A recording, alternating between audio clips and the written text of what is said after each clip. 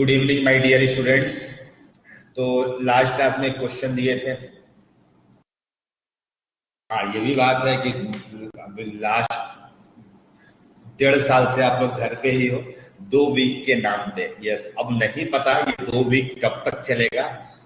Since हम लोग Indian हैं और हम लोग इंडिया पे रहते हैं, तो ऐसा लोग बोलता है कि जब 5 मिनट बोला इसका मतलब वो 1 घंटा 2 घंटा मान के चलना पड़ता है।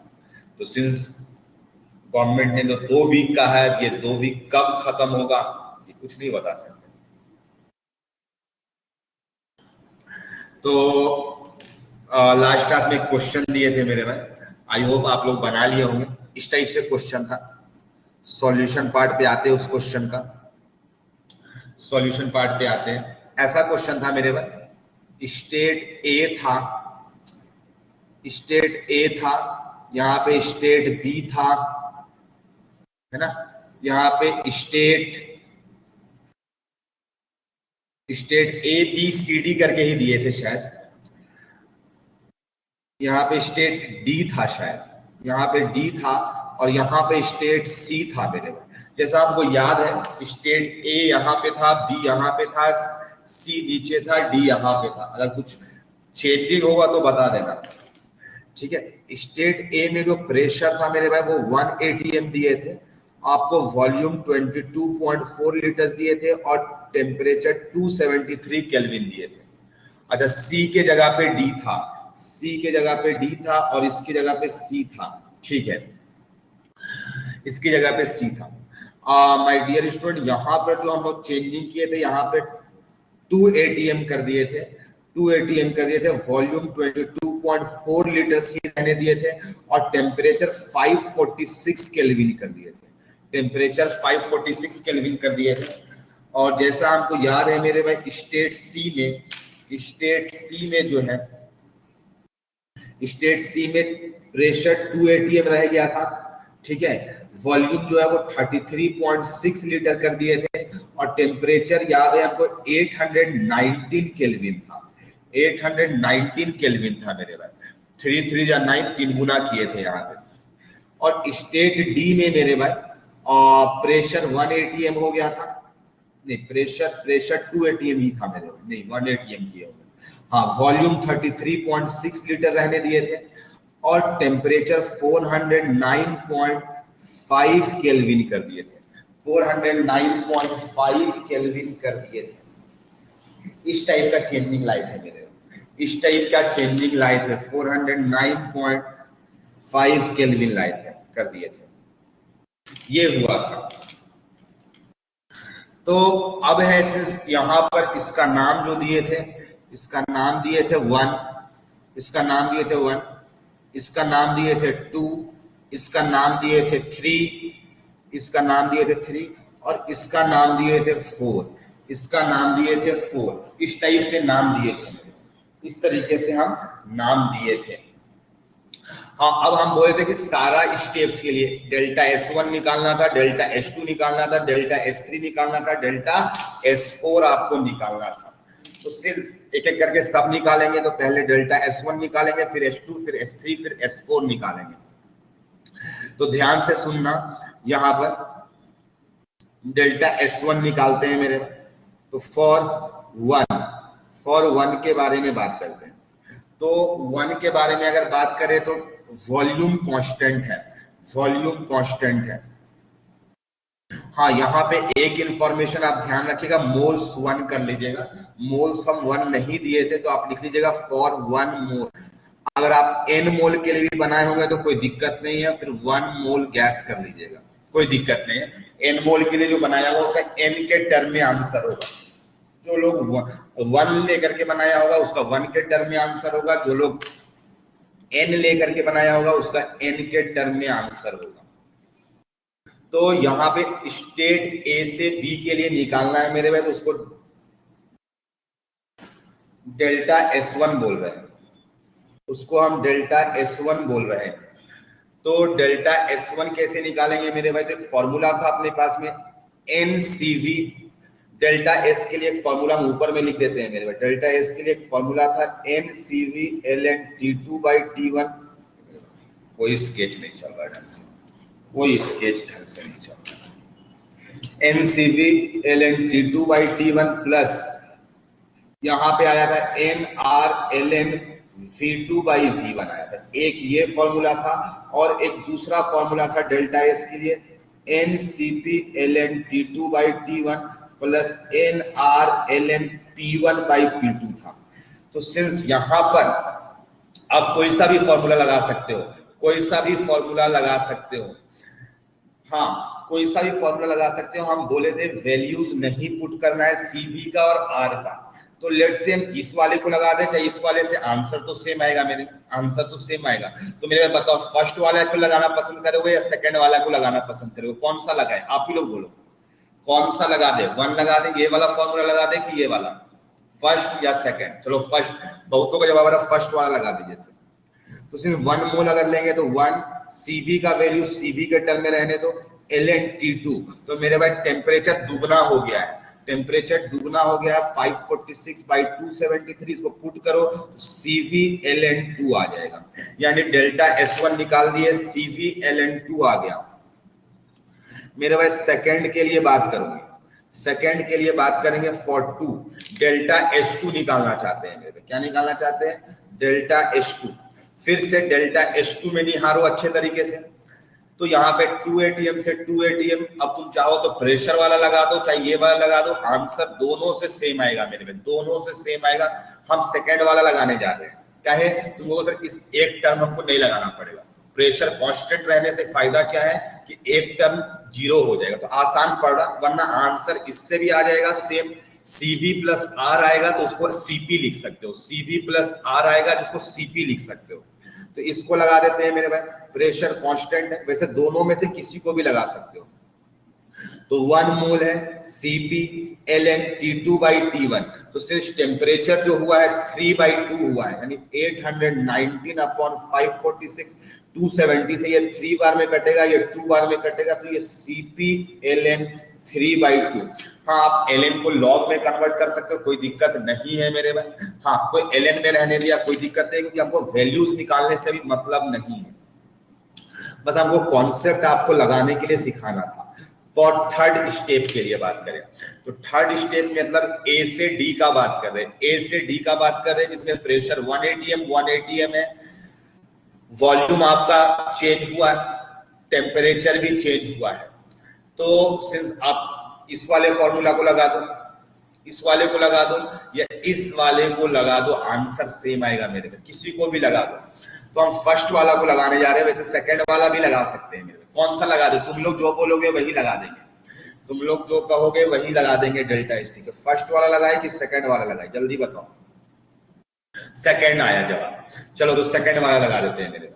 तो N मोल्स को 1 ले रहे हैं, CP ln T2 मेरे भाई पुट कर दो, टेम्परेचर 409.5 है अपॉन 273 है, तो मेरे भाई इसको जब कट करोगे तो ये 3/2 आएगा, 1.5 टाइम्स कट करेगा, तो ये CP ln 3/2 आ जाएगा, CP ln 3/2 आएगा। तुम फर्स्ट वाले से भी निकालोगे तो सेम आंसर आएगा, फर्स्ट वाले से भी निकालोगे तो सेम जवाब आएगा, ठीक है।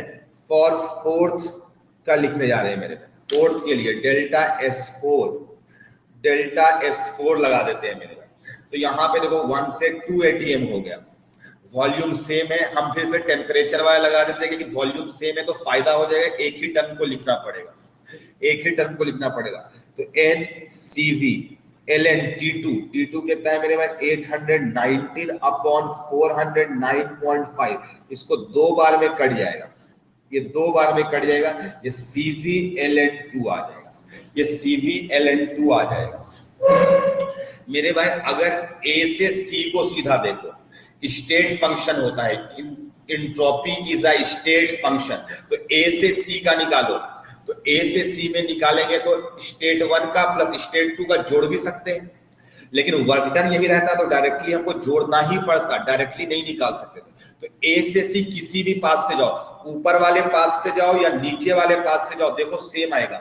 S1 प्लस S2 को जोड़ो, CV ln 2 plus CP ln 3/2, और 3 और 4 को जोड़ो मेरे भाई, CP ln 3/2 जो भी सेम आया, और नीचे वाले में CV ln 2 आया। देखो ए से सी जाना है, चाहे ऊपर वाले पास से जाओ चाहे नीचे वाले पास से जाओ, पाथ इंडिपेंडेंट है, आंसर सेम आना चाहिए था। तो आ भी रहा है मेरे में। तो आई होप ये कॉन्सेप्ट तुमको अच्छे तरीके से समझ में आया और किसी को कोई कंफ्यूजन नहीं होना चाहिए। ए से सी का आंसर अगर दोनों से सेम आ रहा है, इसका मतलब जो हमारा कैलकुलेशन है वो सब कुछ बिल्कुल सही है, एग्जैक्ट कैलकुलेशन किया गया है। तो आई होप इस पेज को हमें हटाना चाहिए और आगे बढ़ना चाहिए, ठीक है। तो माय डियर स्टूडेंट्स, अब जो हमारा है ये तो एक पार्ट हो गया। हाँ अभिराज बोलो। एनओएसटी हम लोग बना सकते हैं सर अब? नहीं अभी रुक जाओ अभिराज, अभी जो हम आपको डीपीपीस दे रहे हैं उससे आप बनाए। आपको डीपीपी जो दिए थे उसको अभी कहे कि आपको कॉन्फिडेंस लाना बहुत जरूरी है, ठीक है। ये हर लोगों के बस का बात भी नहीं होता है। ये थोड़ा चैप्टर को थोड़ा सा माना जाता है कि थोड़ा सा लेंथी है, डिफिकल्ट नहीं है मेरे भाई। इसमें फॉर्मूला को आपको बार बार लिख के प्रैक्टिस करना पड़ेगा। चलो मेरे भाई, अब हम बात करते हैं, कल लास्ट क्लास में हम लोग बात किए थे कि substance not undergoing any chemical change और फेज चेंज, जिसमें से हम लोग आइडियल गैस का बात किए थे और हमारे पास में यही जो फॉर्मूला भी दो लिखे थे वो फॉर्मूला आया था। जो दो फॉर्मूला लिखे थे वही दो फॉर्मूला आया था आइडियल गैस के लिए, चाहे वो रिवर्सिबल हो चाहे इरिवर्सिबल हो। जाहिर सी बात है ए से बी जाएंगे, चाहे रिवर्सिबली जाओ चाहे इरिवर्सिबली जाओ, एंट्रोपी तो सेम वैल्यू आएगा। एंट्रोपी निकालने का रिवर्सिबल वाला ही मेथड है, वहीं से तो हम लोग डिफाइन किए थे। तो वो कल पार्ट नंबर ए डिफाइन किए थे। पार्ट नंबर क्या डिफाइन किए थे? ए डिफाइन किए थे। अब जो है मेरे भाई बी नंबर डिफाइन करेंगे रियल गैसेस के लिए। बी नंबर डिफाइन करेंगे रियल गैस के लिए, ठीक है। रियल गैस के लिए डिफाइन करेंगे। तुमको सर रियल गैस के लिए डिफाइन करेंगे? यस, रियल गैस के अंदर नंबर वन डिफाइन करेंगे। नंबर वन डिफाइन करेंगे ऐसे, at constant volume. Number one define करेंगे एट कांस्टेंट वॉल्यूम। जब वॉल्यूम मेरा कांस्टेंट होगा, जब वॉल्यूम मेरा क्या होगा? कांस्टेंट होगा, तब का बात करने जा रहे हैं। तो वो सर कैसे बात करिएगा वैसे? तो मेरे भाई डेल्टा एस का एक ही फॉर्मूला था हमारे पास में। डेल्टा एस का फॉर्मूला जो होता है वो होता है क्यू रिवर्सिबल अपॉन टी, यही डेफिनेशन आया था मेरे में। इसके अलावा यही क्यू रिवर्सिबल बाई टी को ही हम डेल्टा एस कहते हैं। इसी क्यू रिवर्सिबल बाई टी को क्या कहते हैं? डेल्टा एस कहते हैं। और since first law of thermodynamics अगर देखा जाए तो क्यू के जगह पे हम ये फॉर्मूला याद होगा मेरे भाई, D U equal to Q plus W. Q plus W याद होगा। तो अगर Q की जगह पे लिखना चाहे तो डी यू माइनस डब्ल्यू, और बाई टी है तो बाई टी लिख दूं। तो अगर वॉल्यूम कांस्टेंट है इसका मतलब एक लाइन हमको बता दिया, अगर वॉल्यूम कांस्टेंट है मतलब वर्क डन जीरो है। वॉल्यूम कांस्टेंट है मतलब वर्क डन जीरो है। तो इसको हम जीरो कर दिए मेरे, इसको जीरो कर दिए। क्यों जीरो कर दिए? कांस्टेंट वॉल्यूम निकाल रहे हैं, वॉल्यूम कांस्टेंट होगा तो वर्क डन जीरो होगा। और वर्क डन अगर मेरा जीरो हो गया माय डियर स्टूडेंट, इसका मतलब डी यू का फॉर्मूला क्या होता है? N C V D T by T. N C V D T by T. तो इसको जब पुट करोगे मेरे भाई T1 टेम्परेचर से T2 टेम्परेचर में, तो एन कांस्टेंट है, सी वी कांस्टेंट है, L N T2 by T1। तुम कहोगे सर आप जो फॉर्मूला हमको बताए थे N C V L N T2 by T1 plus N R L N V2 by V1, तो सिर्फ वॉल्यूम कांस्टेंट था सर, तो V2 और इक्वल टू V1 हो जाता, वो तो कैंसिल हो जाता, वही फॉर्मूला आ जाता। यस मेरे भाई, सोचो एक ही फॉर्मूला याद करो और खुद सोचो रियल गैस के लिए भी वो सेम फॉर्मूला एप्लीकेबल था, बस वहां पे वॉल्यूम को सेम कर देते तो V1 V2 बराबर हो जाता, तो वो तो जीरो आता ही, यही फॉर्मूला बन के आता। कितना आसान है मेरे भाई। अभी जनरलाइज करेंगे थोड़ी देर के बाद, पेशेंस रखो। तो एट कांस्टेंट वॉल्यूम बात किए मेरे। अब क्या है? एट कांस्टेंट प्रेशर बात करेंगे। एट कांस्टेंट प्रेशर बात करेंगे। तो मेरे भाई कांस्टेंट प्रेशर के लिए भी यही डेफिनेशन फिर से लिखेंगे। क्या डेफिनेशन लिखेंगे? Delta S equal to Q reversible by T लिखेंगे। मेरे भाई ये डेफिनेशन तो हर जगह पे वैलिड है। मेरे भाई एक लाइन बताना, ये हमको एक बात बताता है, अगर कांस्टेंट प्रेशर में अगर हीट एडिशन करोगे तो वो चेंज इन इंथैल्पी बनता है। याद होगा आपको। अगर कांस्टेंट प्रेशर में हीट एडिशन करोगे तो वो चेंज इन इंथैल्पी बनता है, वो चेंज इन इंथैल्पी बनता है। तो मेरे भाई क्यू रिवर्सिबल की जगह पे हम सिंस डीएच, क्योंकि इंटीग्रेशन कर रहे हैं इसलिए डेल्टा एच नहीं लिखेंगे, बाई टी लिखेंगे, बाई टी लिखेंगे। अब डीएच का फॉर्मूला क्या होता है मेरे भाई, तो N CP D T, N CP D T, और मेरे भाई नीचे में टी है, टेम्परेचर कहां से, T1 से T2। तो मेरे भाई यहाँ एनसीपी कॉमन लोगे बाहर आ जाएगा, dt by T, 1 by T का ln t, तो NCP ln T2 by T1। तुम कहोगे सर ये वही फॉर्मूला है, ये वही फॉर्मूला आ रहा है जो वहां पर आता था, बस वहां पे सर प्रेशर को कांस्टेंट कर देते तो वो कैंसल आउट हो जाता। तो इसका मतलब इसको याद नहीं करना पड़ेगा सर, यस इसको याद नहीं करना पड़ेगा आपको, ये याद नहीं करना, अपने आप याद हो गया मेरे भाई। इसका मतलब तुम आइडियल वाला याद करो, उसमें अगर वॉल्यूम कांस्टेंट वाला पुट कर दोगे तो ये फॉर्मूला मिल जाएगा, कांस्टेंट प्रेशर वाला पुट कर दोगे तो ये फॉर्मूला मिल जाएगा। तुम लोगों सर बड़ा आसान हो गया, मजा आ गया सर, बहुत शॉर्टकट आप कर दिए। यस, बहुत लोग ये सब नहीं पढ़ाते भी है क्योंकि उसको ऐसा लगता है कि जब कांस्टेंट वॉल्यूम लिखा रहेगा बच्चा वही फॉर्मूला लगाएगा और आ जाएगा, जाहिर सी बात है, जरूरत नहीं था बताने का, बट हम आपको क्लियर कर दिए। मे बी आप कंफ्यूज होते तो अब कंफ्यूजन खत्म कर रहे हैं हम आपका, थोड़ा सा ज्यादा लिखना तो पड़ रहा है लेकिन आपका कंफ्यूजन खत्म हो रहा है मेरे भाई। रियल गैस हो गया, तुम लोगों से सॉलिड्स और लिक्विड का आप नहीं बात किए, तो यस अब हम बात करेंगे सॉलिड्स और लिक्विड्स के लिए, सॉलिड्स और लिक्विड्स के लिए बात करेंगे। तो मेरे भाई सॉलिड्स या लिक्विड के केस में चेंज इन वॉल्यूम बहुत कम होता है, ये अप्रोक्सीमेटली 0 होता है क्योंकि फेज चेंज और केमिकल चेंज होने रहा है, तो इसका मतलब वर्क डन 0 होगा। तुम कहोगे यस यस वर्क डन 0 होगा, तो तुम कहोगे डेल्टा एस का मतलब होता है क्यू रिवर्सिबल अपॉन टी, और इसका मतलब अगर फर्स्ट लॉ लगाएंगे सर तो D you minus W upon T लिखना पड़ेगा, यस लिखना पड़ेगा। तुम कहोगे सर इसका मतलब वर्क डन 0 है तो इसको 0 लिख दे, यस बिल्कुल 0 लिख दीजिए। तुम कहोगे sir D you by T जो ऊपर फॉर्मूला आया था डेल्टा एस का वही आ जाएगा एनसीवी, तो मेरे भाई NCV ln T2 by T1।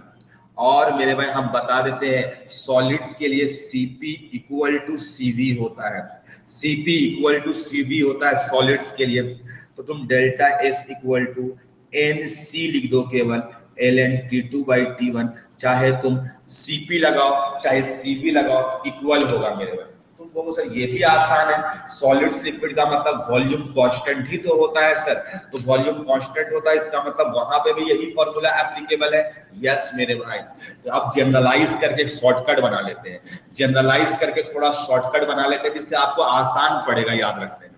यानी इतना सारा फॉर्मूला आपको नहीं याद करना है, बस केवल एक जो कल याद किए थे ना उसी को याद कर लेना है, सारा काम आसान हो जाएगा आपका, सारा काम आसान हो जाएगा, आपकी जिंदगी आसान हो जाएगी मेरे भाई। तो चलो बात करते हैं my dear students.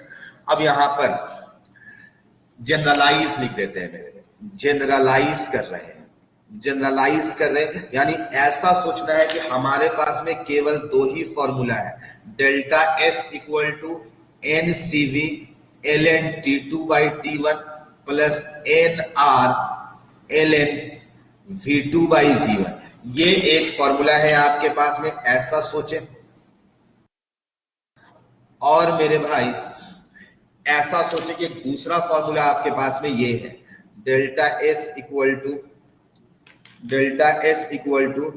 N CP ln T2 by T1 और यहां पे N R ln P1 by P2, तो ये 2 फॉर्मूला आप सोचे कि आपके पास में केवल जिंदगी में यही 2, क्या लिख दिया मेरे भाई, P1 बाई P2 होगा, P1 बाई P2 है ये, जिंदगी में आपको यही 2 फॉर्मूला दी गई है और ये एप्लीकेबल एवरीवेयर है। ये 2 फॉर्मूला ऐसा है जो आप सोचे कि एप्लीकेबल एवरीवेयर है, ये एप्लीकेबल इन ऑल केसेस, ऐसा आप सोचे, ये ऐसा इमेजिन करें कि एप्लीकेबल हर केसेस में, इवन रिवर्सिबल हो इरिवर्सिबल हो हर जगह पे एप्लीकेबल है। अब हम बात करते हैं मेरे भाई कि अगर यहाँ पे ऐसे बोले, यहाँ पे ऐसे बोले आपको, यहाँ पे एक ऐसे बात बोले real gas at constant volume, at constant volume. तो मेरे भाई क्या करेंगे, V2 V1 को बराबर कर देंगे। V2 V1 को बराबर कर दो तो डेल्टा एस कितना मिल जाएगा मेरे भाई, V2 इक्वल टू V1 कर दो तो यहाँ पे ये 0 मिल जाएगा, तो NCV ln T2 by T1। बोलो याद भी नहीं करना है मेरे भाई, याद भी नहीं करना, आपको याद होता चला जा रहा है, इसी फॉर्मूला में पुट करना है, इसी फॉर्मूला में। फिर तुम कहोगे नहीं सर हम real gas at constant pressure निकालना चाहते हैं, एट कांस्टेंट प्रेशर निकालना चाहते हैं, तो हम कहेंगे नीचे वाला फॉर्मूला लगा दो। हम कहेंगे बेटा देखो नीचे वाला फॉर्मूला लगाओ, P1 इक्वल टू P2, तो P1 और P2 बराबर हो जाएगा, तो ये वाला टर्म कैंसल आउट हो जाएगा, तो NCP ln T2 by T1 आ जाएगा। तो मजा आ गया सर। तुम कहोगे नहीं सर हमें सॉलिड दिया गया था, तुम कहोगे सर हमें सॉलिड दिया गया था, सॉलिड्स या लिक्विड्स दिया गया था, तो हम कहेंगे सॉलिड्स या लिक्विड में वॉल्यूम कांस्टेंट होता है। तुम कहोगे सर अच्छा ऐसा बातें हैं, तो इसका मतलब यही फॉर्मूला लगेगा। तो मेरे भाई जिंदगी आपकी आसान हो गई। बोलो याद करना मुश्किल है क्या, इसे आसान है ना मेरे भाई, बोलो। तो यस एक याद किए, इवन तुमको रियल गैस सब कुछ नहीं सोचना, यही बोलो सोचो जिंदगी में, बस केवल एंट्रोपी के नाम पे यही दो फॉर्मूला दी गई है और इससे सारा कुछ बनेगा। बोलने से सब कुछ होता है, हाँ मेरे भाई, यही दो फॉर्मूला लिखने से सब कुछ होगा। जल्दी जल्दी नोट करो मेरे भाई, सब कुछ लिखा हुआ है आपके पास में, ठीक है। अब हम बात करते हैं मेरे भाई सराउंडिंग्स के लिए। अभी तक केस 1 ही चल रहा है, अभी तक जितना भी डिस्कशन चल रहा है केस 1 पर डिस्कशन कर रहा है माय डियर स्टूडेंट। केस 2 अभी स्टार्ट भी नहीं किए हैं और उम्मीद है कि आज हो जाएगा या नहीं भी हो सकता है, कुछ ऐसा नहीं बोला जा सकता। देखो अगर टाइम मिलेगा तो केस 2 स्टार्ट होगा, नहीं तो आज पूरा क्लास केस 1 ही चलेगा, क्योंकि अभी क्वेश्चंस भी करने हैं हम लोग को, ठीक है। चलो आगे बढ़ते हैं मेरे भाई। तो अब सराउंडिंग्स के लिए यहीं पे बात करेंगे, यहीं पर अब हमारा जो डिस्कशन है फॉर सराउंडिंग्स। तो सराउंडिंग के बारे, हाँ अभी तक जो बात कर रहे थे वो सिस्टम के लिए था, रिवर्सिबल एंड इरिवर्सिबल, और साथ में यहाँ पे एक लाइन और लिख दे मेरे भाई, सिस्टम लिख दीजिए, सिस्टम के लिए है, सिस्टम के लिए ये सब बात हुआ है, सिस्टम के लिए बात हुआ है। अब जो बात होगा वो सराउंडिंग्स, हाँ सराउंडिंग का स्पेलिंग में एस भी होता है, ठीक है। सराउंडिंग के लिए बात करेंगे मेरे भाई। तो मेरे भाई एक लाइन याद है क्या, कोई भी प्रोसेस हो चाहे सिस्टम के अंदर में वो रिवर्सिबल हो चाहे वो इरिवर्सिबल हो, सराउंडिंग के रिस्पेक्ट में वो हमेशा रिवर्सिबल होता है, यस और नो। ये लाइन कभी ना कभी तुम्हें लिखवाए थे, चाहे वो सिस्टम के रिस्पेक्ट में रिवर्सिबल हो चाहे इरिवर्सिबल हो, सराउंडिंग के रिस्पेक्ट में हमेशा रिवर्सिबल होगा, ठीक है। With respect to system all processes are reversible in the surrounding। चाहे कैसा भी प्रोसेस हो सराउंडिंग में वो प्रोसेस रिवर्सिबल ही बन जाता है, चाहे वो कैसा भी प्रोसेस हो सराउंडिंग में वो रिवर्सिबल ही बन जाता है। All processes are reversible in the surrounding. मेरे भाई एक लाइन समझ में आ गया, यस तुमको सर, हाँ सर बिल्कुल समझ में आ रहा है, खुले में समझ में आ रहा है, हाँ। तो अब सराउंडिंग्स के लिए ये बातें हो गई मेरे भाई। जब ये बातें हो गई तो अब अगला बात करेंगे हम तुम्हारे सामने। तो हम कहेंगे बेटा सराउंडिंग का डेल्टा एस निकालो, तो तुम कहो सर डेल्टा एस सराउंडिंग निकालना है, इसका मतलब क्यों रिवर्सिबल ही आपको लिखना होगा सर, क्यों? तो हम पूछे क्यों, तो तुम कहोगे सर डेल्टा एस डिफाइंड ही वहीं से हुआ है जहां पे रिवर्सिबल था, लेकिन इसके आगे एक लाइन आपको और ऐड करना होगा सराउंडिंग, क्योंकि सराउंडिंग का बात हो रहा है तो सराउंडिंग का बात करना होगा। और नीचे में टेम्परेचर, वो भी टेम्परेचर भी बोल सकते हो, सराउंडिंग का ही होगा, सराउंडिंग का। लेकिन हम कहेंगे बेटा देखो सराउंडिंग का क्यू रिवर्सिबल ही हमेशा होता है, तो डायरेक्टली क्यू नहीं लिखते, चाहे वो इरिवर्सिबल होगा सराउंडिंग के रिस्पेक्ट में तो वो हमेशा ही रिवर्सिबल होगा। तो सराउंडिंग के केस में कोई दिक्कत नहीं है, केवल क्यू भी बोल देंगे तो काम बन जाएगा। तुम कहोगे हाँ सर ये लाइन तो आप बिल्कुल सही बोलते हैं, तो मेरे भाई ये एक लाइन तुम्हें समझ में आया होगा, सराउंडिंग में ज्यादा लोचा नहीं है, आसान है मेरे भाई। वो जो भी क्यू गिवन होगा वो हमेशा रिवर्सिबल ही होगा, वो हमेशा आपको रिवर्सिबल ही गिवन होगा। तो यस मेरे भाई ये लाइन समझ में आ गया आपको अच्छा भी लग रहा होगा मेरे भाई कि हाँ सर ये सारी बातें हमको अच्छे तरीके से समझ में भी आ रही है, अच्छा भी लग रहा है, समझ में भी आ रहा है, आसान भी लग रहा है, सब कुछ लग रहा है मेरे भाई। एक बार चैट में बताओ मेरे भाई, यहाँ तक जितना भी कुछ बताया क्या सब कुछ समझ में आया, यस या नो। अगर कोई दिक्कत है मेरे भाई तो बिल्कुल खुले में कह सकते हो, ठीक है। तो अब यहाँ पे से अभी केस नंबर 2 देखो, आज इंट्रोड्यूस कर पाएंगे कि नहीं कर पाएंगे इसके बारे में तो आइडिया नहीं है, बट आपको अभी एक नया टर्म इंट्रोड्यूस करने जा रहे हैं जिससे हम किसी प्रोसेस के बारे में बताएं कि फिजिबल होगा या नहीं होगा, यानी इस दुनिया में कौन कौन सी प्रोसेसेस हो सकती है उसके बारे में जाने। लास्ट क्लास में भी हम लोग जाने थे, एक बात समझ में आ गया था कि इस दुनिया में सारा चीज हो जाएगा, ऐसा नहीं है, ऐसा नहीं है। कुछ चीजें इम्पॉसिबल है, टोटल एनर्जी अगर चेंज हो गया यूनिवर्स का, इसका मतलब वो नहीं होगा, इस बात की तो गारंटी है। लेकिन टोटल एनर्जी चेंज नहीं हो रहा है, फिर भी कुछ ऐसे प्रोसेसेस है जो नहीं होते, फिर भी नहीं होते। तो अब हमको समझ में आएगा धीरे धीरे कि आखिर हम कैसे बता सकेंगे कौन सा प्रोसेसेस होगा, कौन सा नहीं होगा। तो अब उसी की तरफ हम लोग धीरे धीरे मूव कर रहे हैं। तो एक नया टर्म आपको इंट्रोड्यूस करने जा रहे हैं, क्लॉजियस इनइक्वालिटी के नाम से मेरे में, ठीक है। देखो ये बहुत ज्यादा यूजफुल तो नहीं है, लेकिन हाँ हमें कुछ कुछ ये आइडिया जरूर दे देगा, हमें। चलो देखते हैं क्या क्या आइडिया देगा। चलो मेरे भाई देखते हैं, आगे बढ़ते हैं और समझते हैं सब कुछ कि क्या क्या आइडिया हमें दे सकता है ये। तो देखो यहां पर क्लॉजियस इनइक्वालिटी, मेरे भाई कल बहुत कुछ हम लोग पढ़े थे, उसी का कुछ पार्ट आज उठाएंगे हम। एक प्रोसेस है मेरे भाई ए से बी, एक प्रोसेस कराए ए से बी गए और लेट से ये इररिवर्सिबली गए, IRR मतलब इररिवर्सिबली गए। और मेरे भाई हम बी से ए आए किसी दूसरे पाथ से, जो कि रिवर्सिबल था, ठीक है। यानी जाने टाइम में इररिवर्सिबल पाथ को फॉलो किए और आने टाइम में हम रिवर्सिबल पाथ को फॉलो किए, ठीक है। ऐसा कुछ काम किए मेरे में।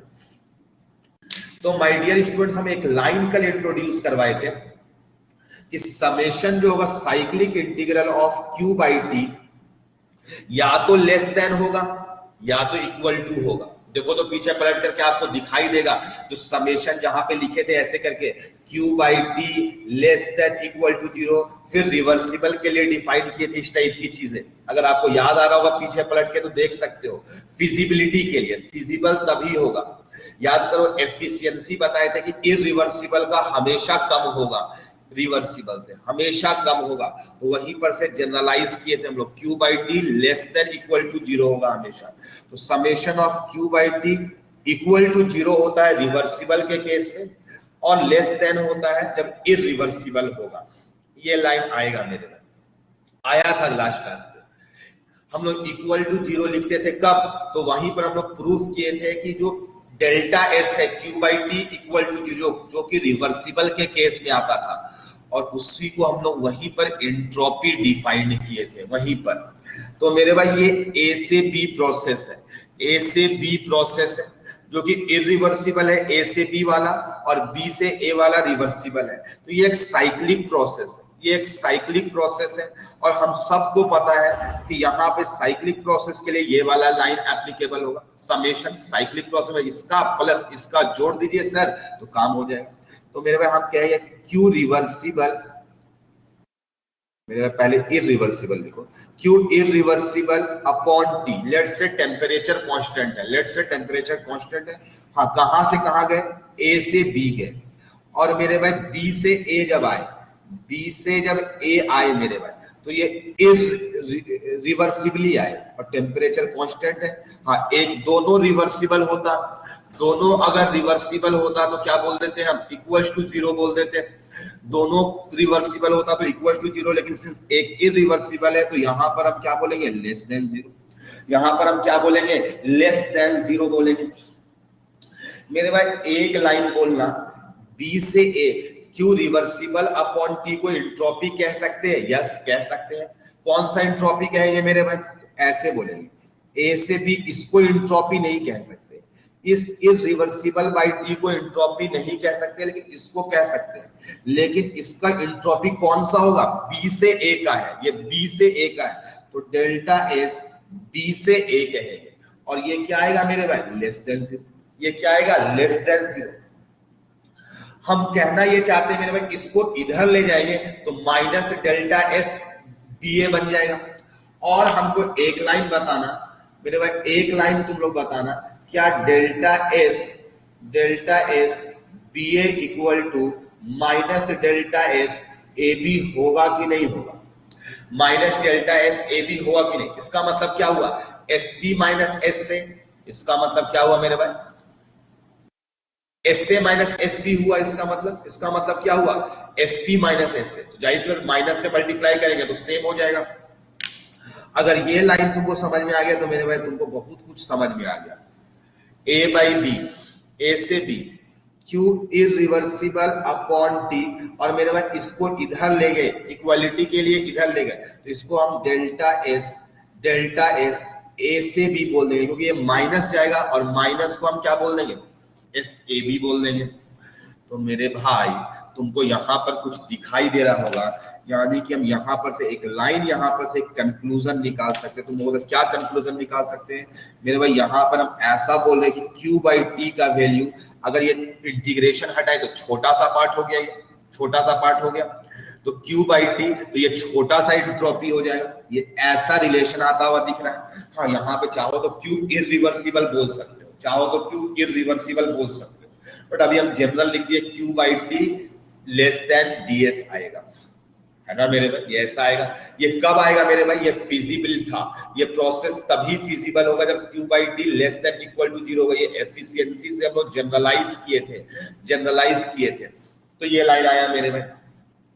अगर मेरे भाई यहीं पर एक लाइन और तुम्हें बोल दे कि अगर मेरे भाई ये ए बी भी रिवर्सिबल होता, अगर ये भी बोल देते कि ए बी प्रोसेस भी रिवर्सिबल होता, तब क्या होता मेरे भाई, if A B is reversible, अगर ए बी भी रिवर्सिबल होता तो मेरे भाई यहाँ पे क्यू रिवर्सिबल बाई टी लिख देते, वहां पर क्या लिख देते, और यहाँ पे इक्वल्स टू जीरो आ जाता, क्योंकि रिवर्सिबल के केस में क्या हो जाता, समेशन, वो एक स्टेट फंक्शन बन जाता, वो इक्वल टू जीरो आ जाता साइक्लिक इंटीग्रल में। तो अगर ए बी भी रिवर्सिबल हो जाता मेरे भाई, तो summation of Q reversible by T A से B plus summation of B से A Q reversible by T, ये इक्वल्स टू जीरो आ जाता। और मेरे भाई इसको ऐसे लिख देते, Q reversible by T A से बी, और मेरे भाई क्यू रिवर्सिबल बाई टी, इसको अभी हम कितना लिखे थे, डेल्टा एस लिखे थे। ये इधर जाएगा मेरे भाई तो क्या बन जाएगा, डेल्टा एस ए बी बन जाएगा। ये बी ए बनता इधर जाएगा तो क्या बन जाएगा, ए बी बन जाएगा। तो मेरे भाई यहां पर से हम लोग क्या जनरलाइज कर सकते हैं, Q by T equal to D S आएगा। जब रिवर्सिबल होगा तो ये, इरिवर्सिबल होगा तो ये इरिवर्सिबल के केस का है और ये रिवर्सिबल के केस का है मेरे भाई।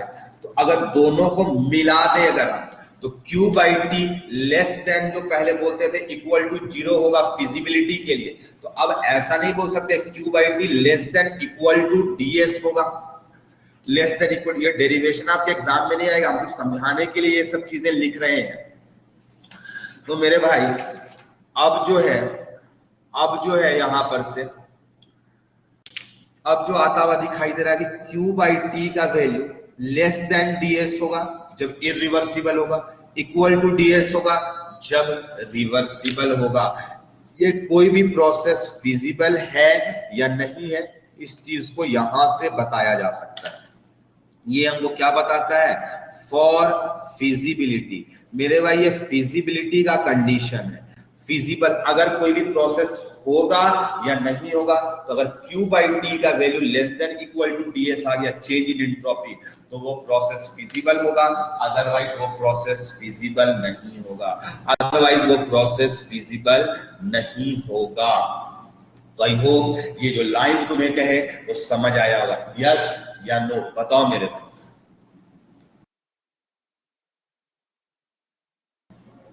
लेकिन पता है इससे हम लोग देखेंगे नहीं, इस समझ में तो आ गया, लेकिन पता है ये सब समझे यही इक्वेशन आपके एग्जाम में आ जाए।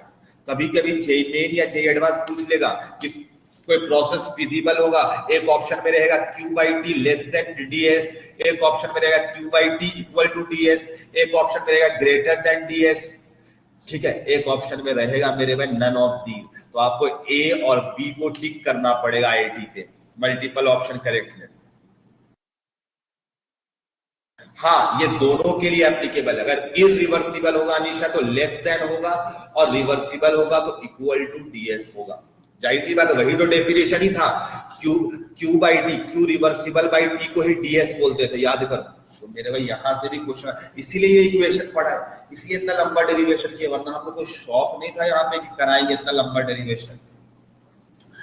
ठीक है, अब मेरे भाई ये लाइंस जब समझ में आ गई तुम्हें, तो अब हम लोग इंट्रोड्यूस करेंगे तुम्हारे सामने एक आइसोलेटेड सिस्टम। अब तुम्हारे सामने एक आइसोलेटेड सिस्टम कह रहे हैं मेरे भाई। आइसोलेटेड सिस्टम में क्या एनर्जी एक्सचेंज होता है, हीट ट्रांसफर हो सकता है? हमको बस एक लाइन बताना कि अगर आइसोलेटेड सिस्टम बोल दिए तो क्या हीट ट्रांसफर होगा, क्या वहां पर हीट ट्रांसफर हो सकता है? नहीं मेरे भाई, हीट ट्रांसफर नहीं हो सकता है, वहां पर हीट ट्रांसफर नहीं होगा, नहीं होगा मेरे भाई। चलो एक लाइन और समझ में आ गया मेरे भाई। यूनिवर्स जो है हमारा आइसोलेटेड सिस्टम का एक एग्जांपल है। हम एक थर्मल फ्लास्क की बाहर क्या लिख रहे हैं मेरे, यूनिवर्स जो है, यूनिवर्स के बाहर कुछ नहीं है, तो यूनिवर्स एक पैक्ड हो गया मेरे में। हाँ, यूनिवर्स के अंदर में जरूर सिस्टम है और सराउंडिंग है। लेट से यूनिवर्स है ये, इसके अंदर में मेरा एक छोटा सा सिस्टम है और बाहर वाला सराउंडिंग है मेरे में, बाहर वाला और ये पूरा यूनिवर्स है, और यूनिवर्स के बाहर कुछ नहीं है मेरे। तो यूनिवर्स के जब बाहर कुछ है ही नहीं है, तो जो भी होगा वो तो यूनिवर्स एक सिस्टम बन गया। अगर हम यूनिवर्स को ही कंसीडर करें as a system, consider as a system, तो ये एक आइसोलेटेड सिस्टम बन गया। कंसीडर करें एक सिस्टम की तरह, तो ये आइसोलेटेड सिस्टम बन गया। और आइसोलेटेड सिस्टम में मेरे भाई Q जीरो होता है, आइसोलेटेड सिस्टम में जीरो होता है मेरे भाई। यस सर, बिल्कुल होता है। आइसोलेटेड सिस्टम में Q तो जीरो ही होगा, अभी जस्ट ऊपर लिखे थे सर आप। इसका मतलब मेरे भाई यूनिवर्स का एंट्रोपी क्या जीरो होगा? इसका मतलब यूनिवर्स का एंट्रोपी क्या होगा? जीरो होगा। यस, यूनिवर्स का एंट्रोपी जीरो होगा। तो यस, ds अगर Q जीरो है तो यूनिवर्स का एंट्रोपी जो होगा मेरे भाई इक्वल्स टू, यानी कि यहाँ पे पुट करो तो ये ds greater than equal to zero होगा फॉर फिजिबिलिटी। फॉर फिजिबिलिटी यहाँ पे पुट कर दे Q का वैल्यू जीरो, तो ये ds क्या आ गया? Greater than equal to zero. तो मेरे भाई ये फायदा हो गया। यानी अब कोई प्रोसेस फिजिबल तब होगा जब यूनिवर्स का एंट्रोपी क्या होगा? जब यूनिवर्स का एंट्रोपी ग्रेटर देन या इक्वल टू जीरो होगा। अगर यूनिवर्स का एंट्रोपी ग्रेटर देन या इक्वल टू जीरो होगा तो उस प्रोसेस को हम कहेंगे फिजिबल है, उस प्रोसेस को हम कहेंगे फिजिबल है, उस प्रोसेस को हम फिजिबल। बड़ा लाइन इंपॉर्टेंट यहाँ पे आ गया मेरे में, बहुत ही मजेदार आ गया। यानी मेरे में हम कहना ये चाहते हैं कि अगर यूनिवर्स का एंट्रोपी बढ़ेगा, अगर यूनिवर्स का एंट्रोपी बढ़ेगा तो प्रोसेस फिजिबल होगा, प्रोसेस फिजिबल होगा। अगर मेरे भाई यूनिवर्स का एंट्रोपी बढ़ेगा तो प्रोसेस फिजिबल होगा। और क्या यही लाइन हमको बता रहा है? या फिर कुछ नहीं, नथिंग चेंजेस। तो जब कुछ नहीं होता है मेरे भाई तो वो फिजिबल नॉट फिजिबल बात ही क्या करेंगे? जब यूनिवर्स का एंट्रोपी डिक्रीज करेगा तो मेरे भाई वो लेस देन जीरो आने लगेगा और ये प्रोसेस नॉट फिजिबल हो जाएगा, ये प्रोसेस नॉट फिजिबल। बड़ा इंपॉर्टेंट लाइन है मेरे भाई, महा इंपॉर्टेंट। इसके ऊपर वीबीआई मार लेना, 400-500 बार वीबीआई मार लेना इसके ऊपर। महा इंपॉर्टेंट लाइन, महा इंपॉर्टेंट लाइन कंक्लूड होकर के आपके सामने आया है। तो यस, ये लाइन समझ में आ गया मेरे भाई। तो यानी इसी को हम लोग जनरलाइज अगर करें, अगर हम जनरलाइज कर दें इस पॉइंट्स को, तो हम कहना ये चाहते हैं कि अगर delta S universe greater than 0 है तो ये फिजिबल है मेरे भाई, एंड फिजिबल के अलावा ये इरिवर्सिबल है। यस मेरे भाई, इरिवर्सिबल के केस में ग्रेटर देन आएगा। इक्वल टू कब आएगा? जब रिवर्सिबल होगा।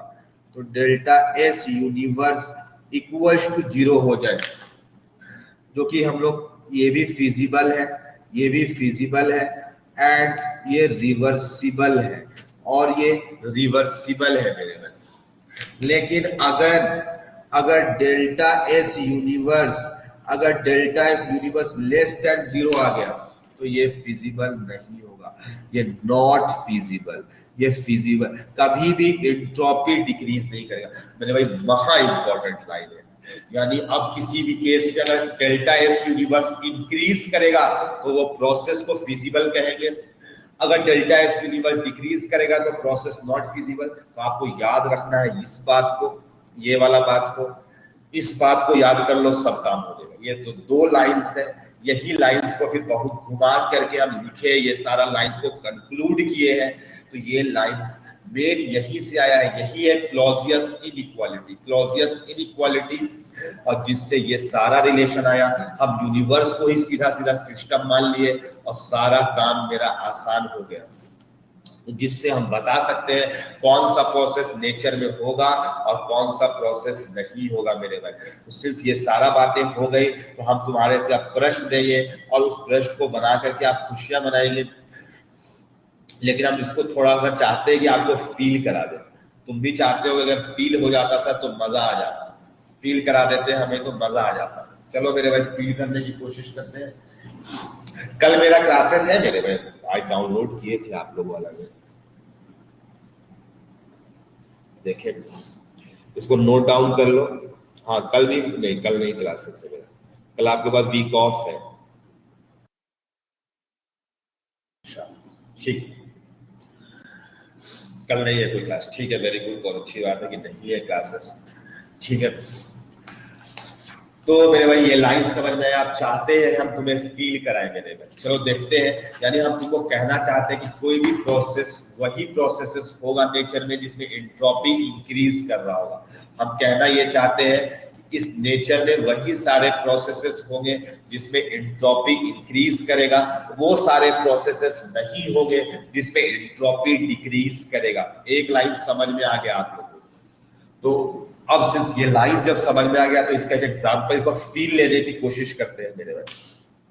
चलो इसका कुछ एग्जांपल्स लेते हैं मेरे भाई जिससे फील आएगा। ये सब आपके सिलेबस का नहीं एग्जांपल है, बट आपको कॉन्सेप्ट को समझने के लिए अच्छा एग्जांपल्स है मेरे भाई। चलो लेते हैं, फील लेते हैं मेरे भाई। मान लो ये एक सॉलिड ब्लॉक है मेरे भाई, ये लेट से एक सॉलिड ब्लॉक है और ये एक दूसरा सॉलिड ब्लॉक है, इसको सटा के यहाँ पे रख दिए।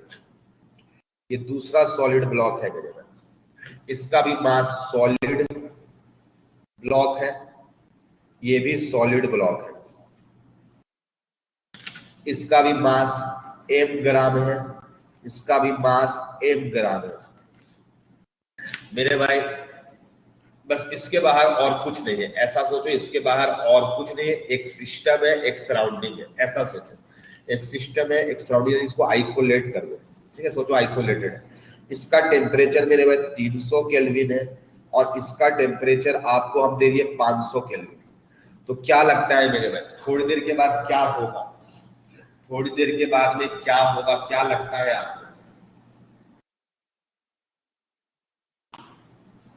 क्या होगा? दोनों सॉलिड ब्लॉक है, सेम है, ठीक है, सॉलिड ब्लॉक है जो सेम मटेरियल का है। क्या होगा? टेम्परेचर इक्विलिब्रियम में आ जाएगा, यानी दोनों का टेम्परेचर फाइनली 400 केल्विन हो जाएगा। सिंस मास इक्वल है तो दोनों का, इसका 100 घटेगा, इसका 100 बढ़ जाएगा, यानी टेम्परेचर फाइनल जो होगा वो 400 केल्विन हो जाएगा। ये आएगा इक्विलिब्रियम में टेम्परेचर फाइनली, ये आएगा, यानी ये लाइन हम लोगों को पता चल रहा है। लेकिन सवाल है, हम प्रूफ करना चाहते हैं कि 400 से ज्यादा क्यों नहीं होगा, 500 इसका काहे नहीं हो जाएगा, इसका 300 काहे नहीं हो जाएगा, हम इस चीज को प्रूफ करना चाहते हैं।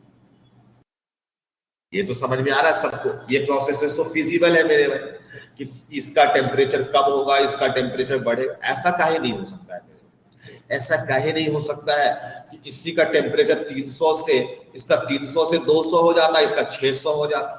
यही तो प्रूफ करना है। जो कल एग्जांपल था हमारे सामने में चाय वाला जो एग्जांपल था हमारे सामने में, ऐसा क्यों नहीं होता कि चाय गर्म हो जाए? यही चीज को तो प्रूफ करने हैं। तो मेरा सारा जो दिक्कतें हैं हमारे सामने में, वो सारा प्रॉब्लम सॉल्व आउट हो जाएगा, सारा प्रॉब्लम सॉल्व आउट हो जाएगा। मतलब एम आपको समझना है मेरे भाई, आपको एम को समझना है कि प्रॉब्लम को सॉर्ट आउट करना है। तो चलो, अगर मेरे भाई इसका टेम्परेचर लेट से बढ़ रहा है तो चेक करते इसका बढ़ता है तो क्या फिजिबल है वो प्रोसेस, क्या वो प्रोसेस फिजिबल है? तो इसको 1 बोल देते हैं, इसको 2 बोल देते हैं। तो चलो चेक करते हैं मेरे भाई। तो यूनिवर्स इस दोनों को मिला करके ये सिस्टम है, ये सराउंडिंग है, ऐसा सोचो। तो मेरे भाई चलो डेल्टा S1 निकालते हैं। मेरे भाई वॉल्यूम चेंज नहीं होगा, वॉल्यूम कांस्टेंट है, सॉलिड ब्लॉक है, वॉल्यूम कांस्टेंट है। लेट से इसका का फाइनल टेम्परेचर T फाइनल 400 हो गया। मोल्स कुछ ले लो मेरे भाई, चलो N ही रहने दो। CV ln T2 400/300 आ जाएगा, 400/300 आ जाएगा। डेल्टा H2 निकालो, फाइनली डेल्टा H2 निकालो तो NCV ln फाइनल टेम्परेचर 400 आ जाएगा और मेरे भाई इनिशियल टेम्परेचर 500 आ जाएगा। ये सिस्टम समझो, इसको सराउंडिंग समझो। आपको बताना है कि delta S1 plus delta S2 जो होगा वो ग्रेटर देन या इक्वल टू 0 होना चाहिए, ग्रेटर देन, हाँ C लिख दो, C लिख दो, ठीक है। CV CP सब बराबर हो जाएगा, C लिख दो। तो यहाँ पे जब NC ln 4/3 आ जाएगा, ठीक है, और ये डेल्टा H2 क्या आ जाएगा, NC ln 4/5 या माइनस साइन कर दो तो 5/4 हो जाएगा, 5/4। तो मेरे भाई इसको हम NC ln 1 + 1/3 लिख सकते हो।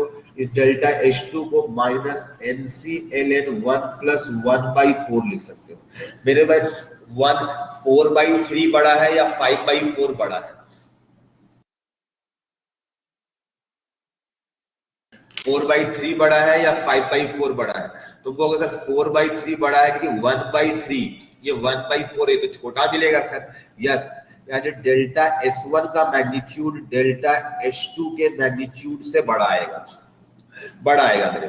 तो इसका मतलब ये पॉजिटिव क्वांटिटी ज्यादा होगा। Delta S1 plus delta H2 क्या होगा, ये ग्रेटर देन 0 होगा या लेस देन 0 होगा मेरे।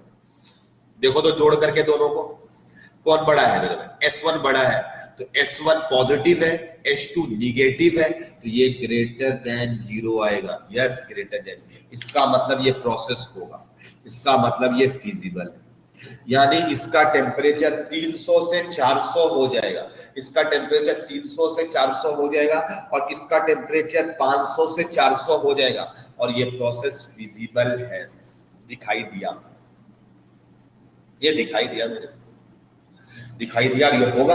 यानी अगर कभी भी डेल्टा S का वैल्यू, अगर कभी भी डेल्टा S का वैल्यू ग्रेटर देन 0 आ जाए तो फिजिबल है।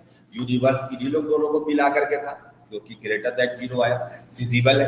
यस, आना भी था और हमको दिखाई भी दे रहा था, लॉजिकली भी सोच रहे थे हाँ सर इसका टेम्परेचर बढ़ेगा, ऐसा घटेगा, ऐसा होगा क्या मेरे भाई? इसका 800 हो जाए और इसका 300 हो जाए, ऐसा हो सकता था क्या? चलो चेक कर लेते हैं मेरे भाई, चलो चेक कर लेते हैं। लेट से हम सोचते हैं मेरे भाई कि इसका टेम्परेचर फाइनली, इसका फाइनल टेम्परेचर 200 हो जाए और इसका टेम्परेचर फाइनली, इसका 200, इसका 600 हो जाए। चलो चेक करते हैं क्या ये प्रोसेस फिजिबल है। ये 1 है, ये 2 है, चलो ये चेक कर लेते हैं मेरे भाई। तो डेल्टा S1 सॉलिड है तो NC ln T2 कितना हो गया, 200, T1 कितना था मेरे भाई, 300, डेल्टा H2 निकालो, NClN कितना था पहले टेम्परेचर 500 और अब कितना टेम्परेचर हो गया 600 मेरे में। देखो तो ये 2/3 आएगा मेरे में, माइनस NClN 1 प्लस 1/2, माइनस लगा दिए तो पलट चुका है, माइनस लगा दिए तो पलट चुका है मेरे में। और डेल्टा H2 मेरे में NClN 1 प्लस 1/5, 1 प्लस 1/5, तो सिर्फ इसका वैल्यू फिर से बड़ा है, डेल्टा S1 का वैल्यू डेल्टा H2 से बड़ा है, इसका मतलब delta S1 plus delta H2 ये निगेटिव वाला बड़ा है मेरे भाई और पॉजिटिव वाला छोटा, ये लेस देन 0 है, ये फिजिबल नहीं होगा, ये फिजिबल नहीं होगा। क्या देख पाई मेरे भाई?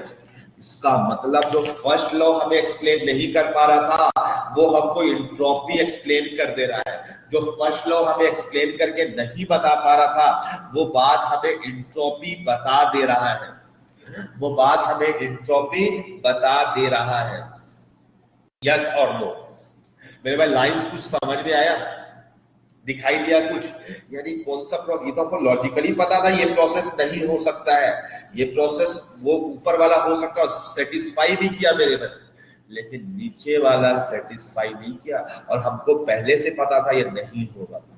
प्रूफ हो गया, यस प्रूफ हो गया। तुमको लगेगा नहीं सर आप एक तो ऐसा सॉलिड वाला एग्जांपल लीजिए, गैस वाला जरा लेके दिखलाइए, तो गैस वाला जरा लेके दिखलाइए तो क्या वहां पे सेटिस्फाई होगा? चलो चेक कर लेते हैं मेरे। चलो एक दूसरा एग्जांपल तुम्हारे मुंह पे फेंकेंगे मेरे में। एक कंटेनर है और इस कंटेनर में गैस रखा हुआ है मेरे, इस कंटेनर में गैस रखा हुआ है और यहाँ पे वाल्व बंद है, यहाँ पे एक वाल्व बंद है, यहाँ पे गैस रखा हुआ है जिसका वॉल्यूम ये V है, V है, इसमें खाली है, ये वैक्यूम है, भी है खाली है, अभी ये वैक्यूम है, इसमें भी टेम्परेचर T है, इसमें भी टेम्परेचर T है, दोनों कंटेनर का टेम्परेचर कांस्टेंट है, टेम्परेचर कांस्टेंट है। इसको 1 बोल दे, इसको 2 बोल देते हैं, तो डेल्टा अब फाइनली निकालेंगे मेरे में। इनिशियल वॉल्यूम कितना है गैस का? V है, फाइनल वॉल्यूम गैस का कितना है? 2V है, कहीं खुल जाएगा after opening the valve, after opening the valve, after opening the valve. और बताओ मेरे भाई, पहले लॉजिकली बताओ कि वाल्व खोलेंगे तो गैस इससे इसमें जाएगा या नहीं जाएगा? 1 से 2 में जाएगा कि नहीं जाएगा वाल्व खोलने के बाद? पहले लॉजिकली बताओ। जाएगा, तो चलो चेक करते हैं, इसका मतलब जाएगा, चलो चेक करते हैं। तो डेल्टा S निकालते हैं मेरे में, चलो डेल्टा S निकालते हैं, तो मोल्स N है मेरे में, मोल्स तो कांस्टेंट रह जाएगा, C गैस है तो CV लगा दिए, गैस है तो कांस्टेंट CV लगा दिए, ln T2/T1 तो T/T लिख देंगे क्योंकि टेम्परेचर कांस्टेंट है, टेम्परेचर कांस्टेंट है, प्लस nRln V2 कितना है मेरे भाई? 2V है, इनिशियल वॉल्यूम V है, ये तो 0 आ जाएगा। डेल्टा S का वैल्यू क्या है मेरे भाई? V ln2, ये पॉजिटिव आया, nR ये लोग दोनों पॉजिटिव, ln2 पॉजिटिव, इसका मतलब ये मेरे भाई ग्रेटर देन 0 है और ये प्रोसेस फिजिबल है, ये प्रोसेस फिजिबल है और हमको पहले से ही पता था nR ln2 ये फिजिबल होगा, गैस इससे इसमें जाएगा। लेकिन मेरे भाई ऐसा सोचो, ये तो समझ में आ गया होगा, अब ऐसा सोचो दोनों कंटेनर में गैस था और हम चाहते हैं कि अपने आप इसमें चला जाए, अपने आप एक ही कंटेनर में चला जाए, तो क्या अपने आप चला जाएगा एक कंटेनर से दूसरे कंटेनर में? वो फिजिबल होगा या नहीं फिजिबल? नहीं फिजिबल होगा, क्योंकि ये तो टेम्परेचर कांस्टेंट हो जाएगा, लेकिन ये फाइनली वॉल्यूम V हो जाएगा और इनिशियली वॉल्यूम 2V, तो V/2V 1/2 निगेटिव आ जाता, यानी कि गैसेस हमेशा एक्सपैंड करेगा अपने आप, लेकिन वो कॉम्प्रेस नहीं होगा अपने आप। उसके लिए आपको कोई एक्सटर्नल डिवाइस लगाना पड़ेगा जिससे गैसेस एक कंटेनर में जाए। तो समझ में आया? ये लाइंस तुमको समझ में आना चाहिए। यानी एंट्रोपी एक बहुत अच्छा बात बता दिया हम लोग को, जो फर्स्ट लॉ नहीं बता सकता था। तो एनर्जी कांस्टेंट रह रहा है मेरा, एनर्जी होल प्रोसेस के दौरान कांस्टेंट रह रहा है, कंजर्व है। और मेरे में इस दुनिया में energy can neither be created nor be destroyed. Energy तो कंजर्व होगा, होता ही होता, एनर्जी तो कंजर्व होता ही होता मेरे भाई। तो जितना भी प्रोसेसेस है तो सब में आपका एनर्जी क्या है? कंजर्व। एनर्जी क्या है? एनर्जी क्या है? कंजर्व है। तो सवाल है कि एनर्जी कंजर्व होने के बावजूद ये दो कंटेनर से एक कंटेनर में अपने आप नहीं जा सकता था। अपने आप चाय गर्म नहीं हो सकता है, पानी अपने आप गर्म नहीं हो सकता है, तो वो सारे प्रोसेसेस नॉट फिजिबल है। तो आई होप ये जो एक्सप्लेन कर पाया एंट्रोपी, ये बहुत बढ़िया बात बता पा रहा है। यानी अब लग रहा होगा सर ये तो गजब का चीज बता रहा है हम लोग को, कि कोई भी प्रोसेसेस को बता देता है कि होगा या नहीं होगा। यस मेरे भाई, यही तो चाहिए था हम लोग को जिंदगी में, कि कौन सा चीज होगा और कौन सा चीज नहीं होगा।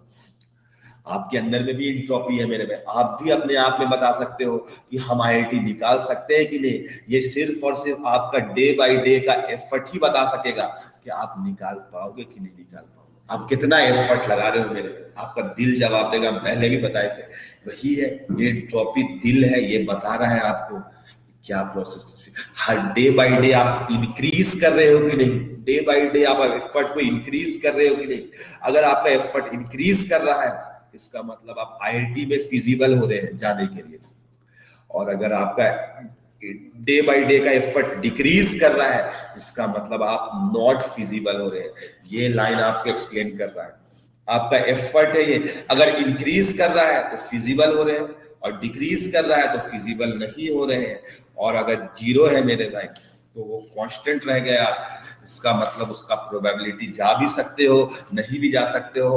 अगर क्वेश्चन आसान आ गया, जो एडवांस में आपके अकॉर्डिंगली आ गया तो आप चले जाओगे, और आपके अकॉर्डिंगली नहीं आया तो नहीं जा सकोगे।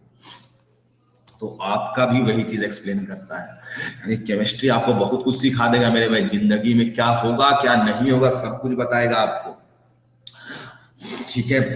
तो आई होप ये लाइंस तुम्हें अच्छे तरीके से समझ में आई होगी कि कौन सा प्रोसेस होगा और कौन सा प्रोसेस नहीं होगा। ये सारा आपको एक्सप्लेन हो गए। अब तुम्हारे सामने कुछ प्रश्न रखेंगे, वो प्रश्नों का आपको जवाब देना है मेरे भाई। आपको अच्छा लगेगा बना बना करके क्वेश्चंस को।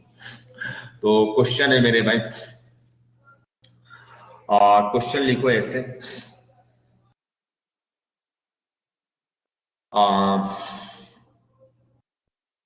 मेरे भाई 1 मोल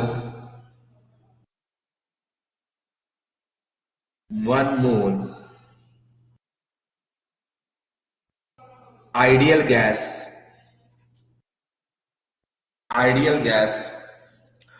undergoes isothermal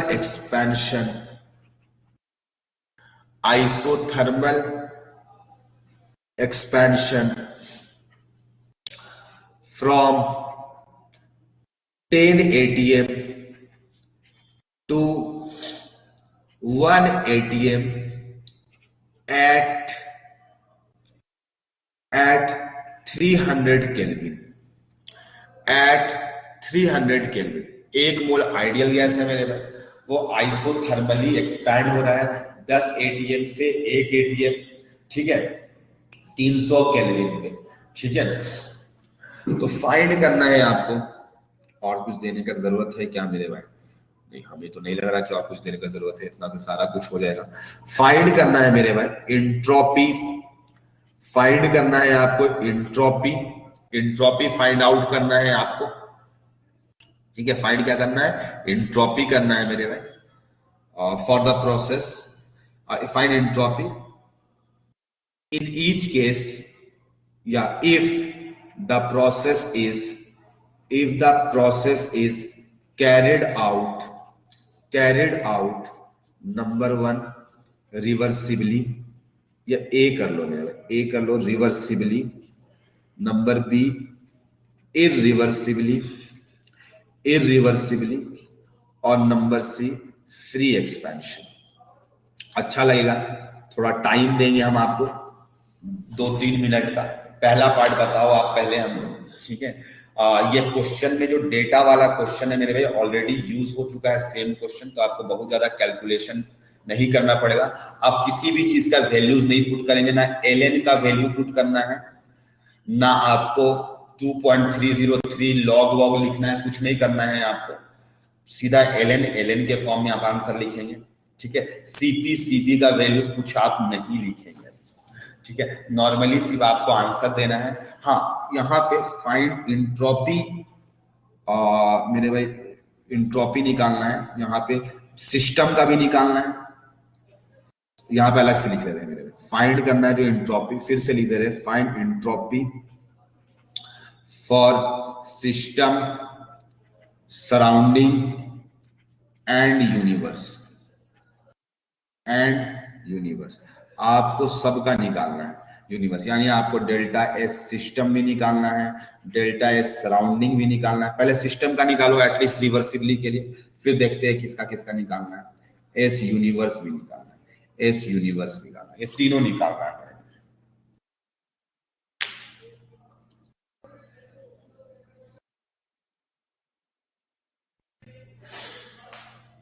ठीक है, पहले रिवर्सिबली का निकालो, कम से कम सिस्टम का तो निकाल ही ले सकते हो, हर कोई निकाल सकता है।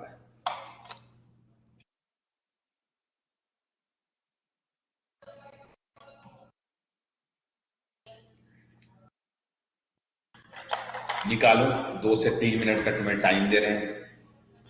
क्वेश्चन में डेटा सारा गिवन है।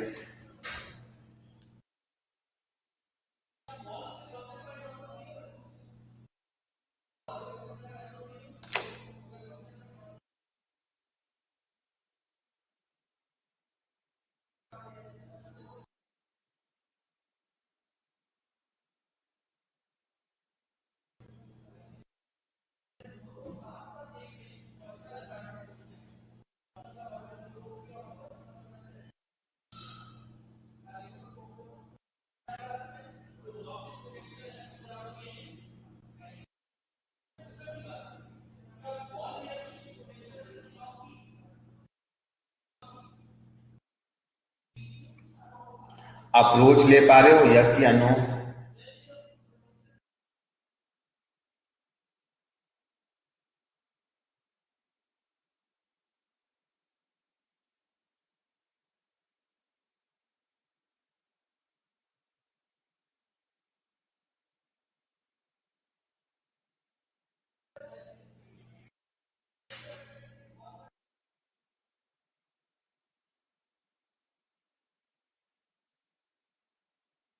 चलो ठीक है, बनाओ।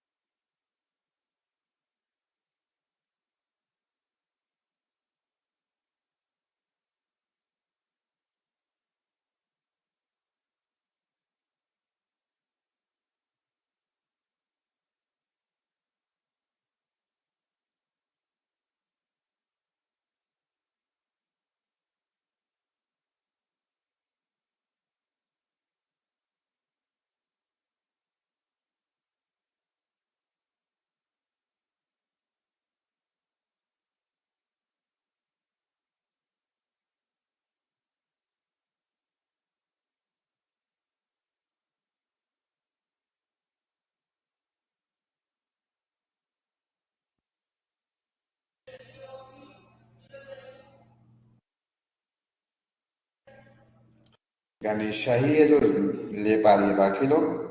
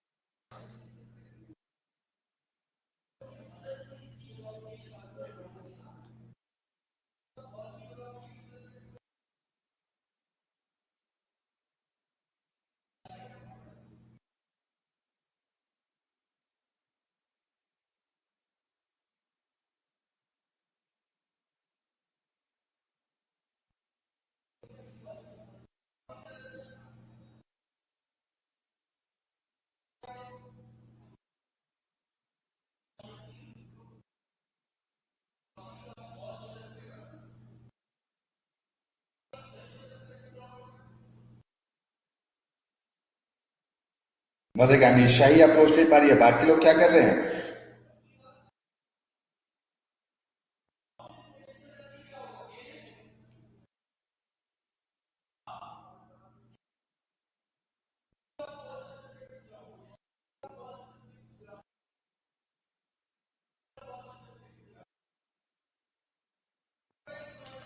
बन रहा है हमेशा आपसे?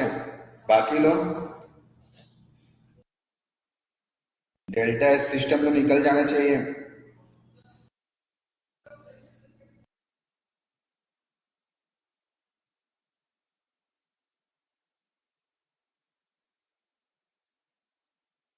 कोई रिस्पॉन्स नहीं, इसका मतलब नहीं बना रहे आप। देखें, थोड़ा बॉल ले लेते हैं।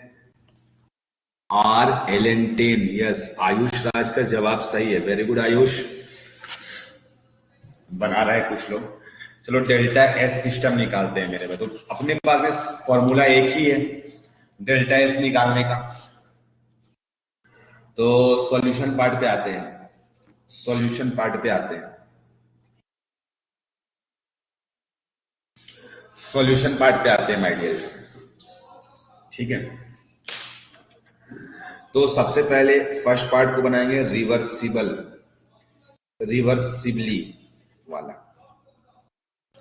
तो रिवर्सिबली वाले में अगर अच्छे तरीके से देखो तो क्वेश्चन में क्या क्या इंफॉर्मेशन गिवन है। आपको गिवन है टेम्परेचर कांस्टेंट है 300 केल्विन, 300 केल्विन है, और प्रेशर आपको P1 10 atm है, और P2 आपको 1 atm गिवन है मेरे भाई। तो डेल्टा एस सिस्टम निकालने के लिए आपको फॉर्मूला तो हम दिए ही थे मेरे भाई। कौन सा लगा देंगे? NCP/ln T2/T1, since isothermal process है तो कांस्टेंट टेम्परेचर होगा। NRln P1/P2 लगा देंगे, वैल्यूज पुट कर दो, आंसर आ जाएगा। तो ये सिस्टम इक्वल टू ये 0 हो जाएगा। ये NR 1 मोल है, R का वैल्यू R पुट करो, ln P1/P2 ln 10, यानी कि यहाँ पे वैल्यू आया R ln 10, यही आंसर हो जाएगा R ln 10। बस सिस्टम के लिए तो हो गया मेरे में। अब सिंस आपको सराउंडिंग के लिए निकालना है, सराउंडिंग के लिए निकालना है मेरे में, तो सराउंडिंग के लिए निकालना है। और एक बात, दो मेथड है सराउंडिंग के लिए निकालने के लिए। एक लाइन आपको पता है डेल्टा एस यूनिवर्स रिवर्सिबल के लिए 0 होता है, ये बात आपको अच्छे से पता है, रिवर्सिबल के लिए 0 होता है। अच्छा मेरे भाई, यूनिवर्स किस किस से मिलकर के बनता है? तो सिस्टम प्लस सराउंडिंग से बनता है। यूनिवर्स किससे मिलकर के बनता है? तो सिस्टम प्लस सराउंडिंग से मिलकर के बनता है। तो delta S system plus delta S surrounding लिख सकते हो। तो सिंस डेल्टा एस सराउंडिंग यहां से कितना आ जाएगा? तो delta S surrounding equal to minus delta S system आएगा, यानी इसका वैल्यू -R/ln 10 होगा।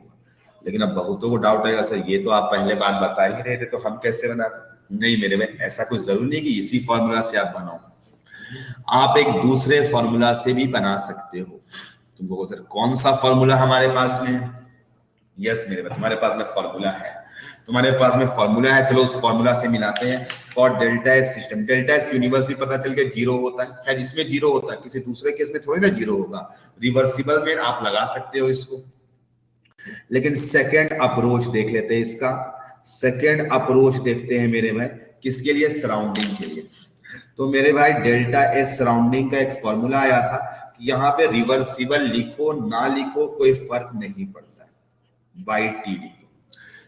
सिंस आइसोथर्मल प्रोसेस है, टेम्परेचर तो कांस्टेंट होगा, आइसोथर्मल प्रोसेस है, टेम्परेचर तो कांस्टेंट होगा।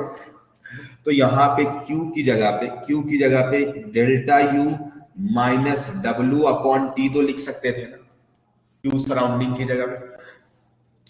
आइसोथर्मल प्रोसेस में डेल्टा U 0 होता है, आइसोथर्मल में डेल्टा U 0 होता है। आपको पता है डेल्टा T का ही वैल्यू 0 हो गया, तो इसका वैल्यू 0 हो जाएगा। तो सीधा सीधा इसको हम 0 लिख देते हैं, इसको 0 लिख दिए। और सिंस आपको प्रोसेस कैसा है? रिवर्सिबल है, तो रिवर्सिबल के लिए वर्क डन का फॉर्मूला क्या होता है माय डियर स्टूडेंट्स? तो वर्क डन का फॉर्मूला होता है -W। तो -W का मतलब वर्क डन का फॉर्मूला प्लस हो जाएगा NRT। और आगे क्या होता है इसके आगे? तो ln V2/V1 होता है, NRT ln V2/V1 होता है, और बाई टी लिख दो। या आपको ये वाला फॉर्मूला लगाने का मन नहीं है तो ये फॉर्मूला लगा दो, N R T L N P one by P two upon T लिख दो, ये टी टी कैंसल आउट हो जाएगा।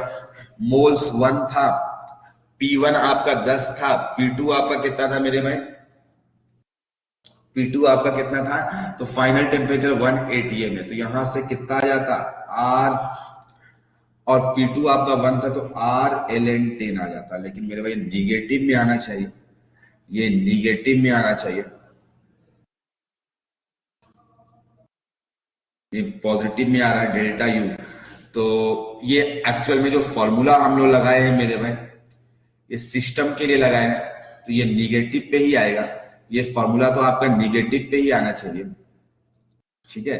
आंसर तो आपका निगेटिव पे आना चाहिए, यहाँ पे आपका पॉजिटिव में क्यों आ रहा है, जाहिर सी बात है सवाल, तो वर्क डन ओवरऑल क्या होना चाहिए, निगेटिव होना चाहिए, ठीक है।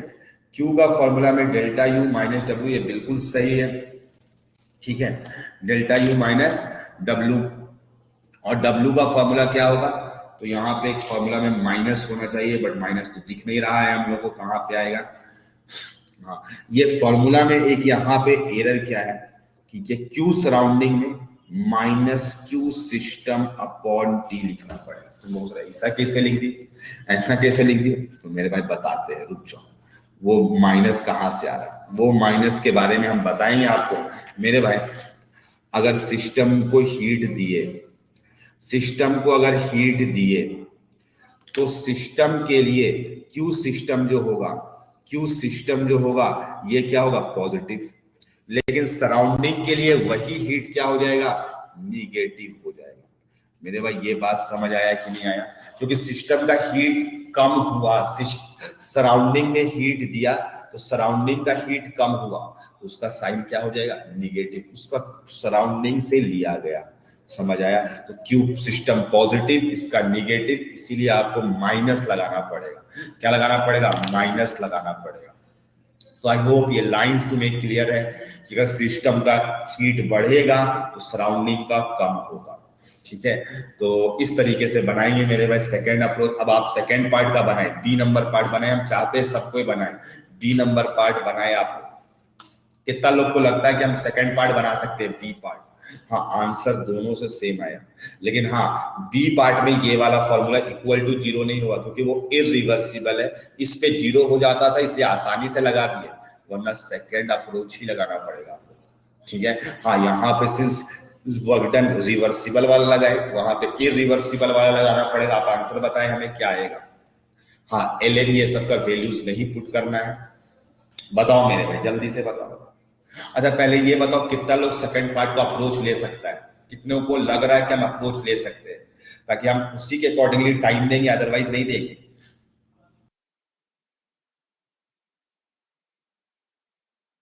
किसी को नहीं लग रहा है मेरे। अच्छा आयुष राज को लग रहा है, अनीशा को लग रहा है, लो चलो जल्दी लीजिए, 2 मिनट का तुम्हें टाइम देते हैं, इरिवर्सिबली का निकालो पहले।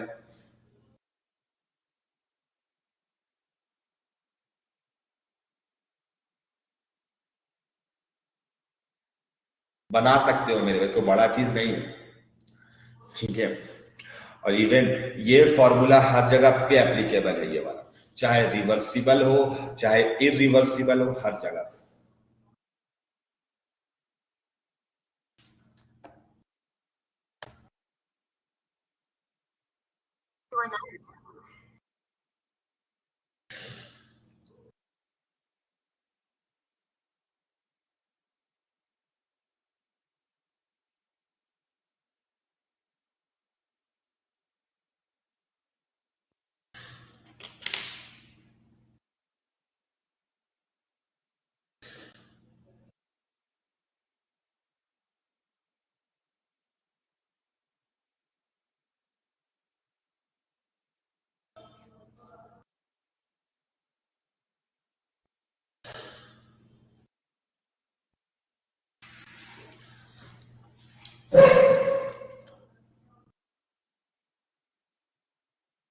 यस, हाँ सही जवाब है अनीशा आपका।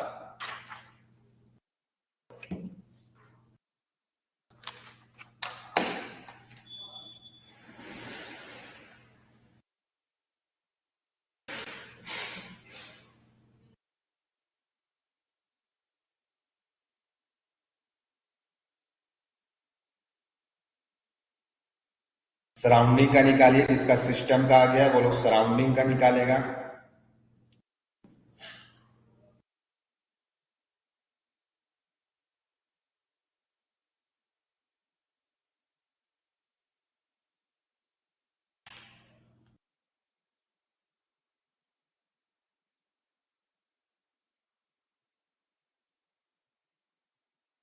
तो सिंस हम बी पार्ट पे आते हैं, इरिवर्सिबल। इरिवर्सिबल के लिए आते हैं, तो फिर से टेम्परेचर 300 केल्विन है, ठीक है। P1 आपका 10 atm है, P2 आपका 1 atm है, ये सब लिख दिया डेटा। और सिंस हमारे पास में जो डेल्टा एस सिस्टम के लिए फॉर्मूला हमेशा एप्लीकेबल है, N C V L N T two by T one, CP वाला लगाओ क्योंकि प्रेशर में गिवन है आपको, N R L N P one by P two. तो सिंस यहां से फिर से इसको हम जीरो कर देंगे, इसको जीरो कर देंगे, और हमें क्या मिलेगा, delta S system. Delta S system क्या आ जाएगा, तो यहाँ पे N R L N P one by P two, तो सेम वैल्यू आएगा प्लस आर एल एन 10 आ जाएगा। ये आ गया मेरे को, ये आंसर आ गया। अब सिंस सराउंडिंग का निकालना है तो फॉर सराउंडिंग का हम करेंगे, लेकिन इस बार ऐसा थोड़ी कि सिस्टम और सराउंडिंग जीरो हो जाएगा, वो तो रिवर्सिबल के केस में होता है। सराउंडिंग के केस में कैसे निकालेंगे, तो सराउंडिंग के केस में फॉर्मूला लगाना पड़ेगा आपको इरिवर्सिबल वाला। कैसे लगाएंगे, देखो delta S surrounding, delta S surrounding equal to Q surrounding, directly लिख सकते हो क्योंकि सराउंडिंग में सारा रिवर्सिबल होता है। टी सराउंडिंग बोलो या टी लिखो, तो ये क्यू की जगह पे क्या लिखेंगे मेरे भाई, delta U minus W upon T, और बाहर में एक माइनस लगा देंगे क्योंकि सिस्टम के लिए फॉर्मूला था, सिस्टम के लिए। यह सही जवाब है आयुष राज, वेरी गुड, सिस्टम के लिए था। तो यहाँ पे डेल्टा यू फिर से जीरो होगा, तुम कहो सर क्यों जीरो होगा डेल्टा यू का वैल्यू, तो फिर से वही रीजन, आइसोथर्मल प्रोसेस है, डेल्टा यू का वैल्यू जीरो होगा। तो ये प्लस डब्ल्यू की जगह पे क्या फॉर्मूला लिखेंगे, minus P external, P external into V2 minus V1 upon T लिखेंगे। तो डेल्टा एस सराउंडिंग मेरे भाई, तो P एक्सटर्नल कितना है, 1 atm है, 1 atm है, लेकिन V2 नहीं मालूम है, तो nRT2 जो कि T के बराबर है मेरे भाई, nRT2 by P2 minus nRT1 upon P1 by T. तो मेरे भाई टी टी कॉमन ले लो, एन आर कॉमन ले लो, तो यहां से एन का वैल्यू 1 हो गया, आर का वैल्यू आर हो गया, टी कट जाएगा, तो 1 by P two, 1 by P two का मतलब कितना हो गया मेरे भाई, 1 atm माइनस 1 बाई 10 लिख दो। ये सॉल्व करो कितना आ जाएगा मेरे भाई, तो 1 माइनस 1 बाई 10 9 बाई 10, यानी कि माइनस 0.9 आर आया, माइनस 0.9 आर आया। और मेरे पास सराउंडिंग का निकाल लो, तो सराउंडिंग का ये फॉर्मूला हमें, सॉरी यूनिवर्स का निकाल लो, तो यूनिवर्स के लिए क्या होगा, delta S system plus delta S surrounding. हाँ वहां पे जीरो हो जाता था, कहां पे, रिवर्सिबल में, यहाँ पे जीरो नहीं होगा, यहाँ पे कुछ पॉजिटिव आएगा, तो आर एल एन 10 आया था मेरे भाई, यहाँ पे एल एन, इसका वैल्यू चाहो तो निकाल लो कितना आएगा मेरे भाई, एल एन 10 का वैल्यू आएगा 2.3 आर हो जाएगा। ये वैल्यू पुट करोगे तो 2.3 आर हो जाएगा, ये 0.9 आर माइनस कर दोगे तो 1.4 आर आ जाएगा, जो कि ग्रेटर देन जीरो है, जो कि ग्रेटर देन जीरो, इसका मतलब ये प्रोसेस फिजिबल है। मेरे भाई चैट पे बताओ कितना लोग को ये सारी बातें समझ में आई, कितना लोगों को ये सारी बातें समझ में आई।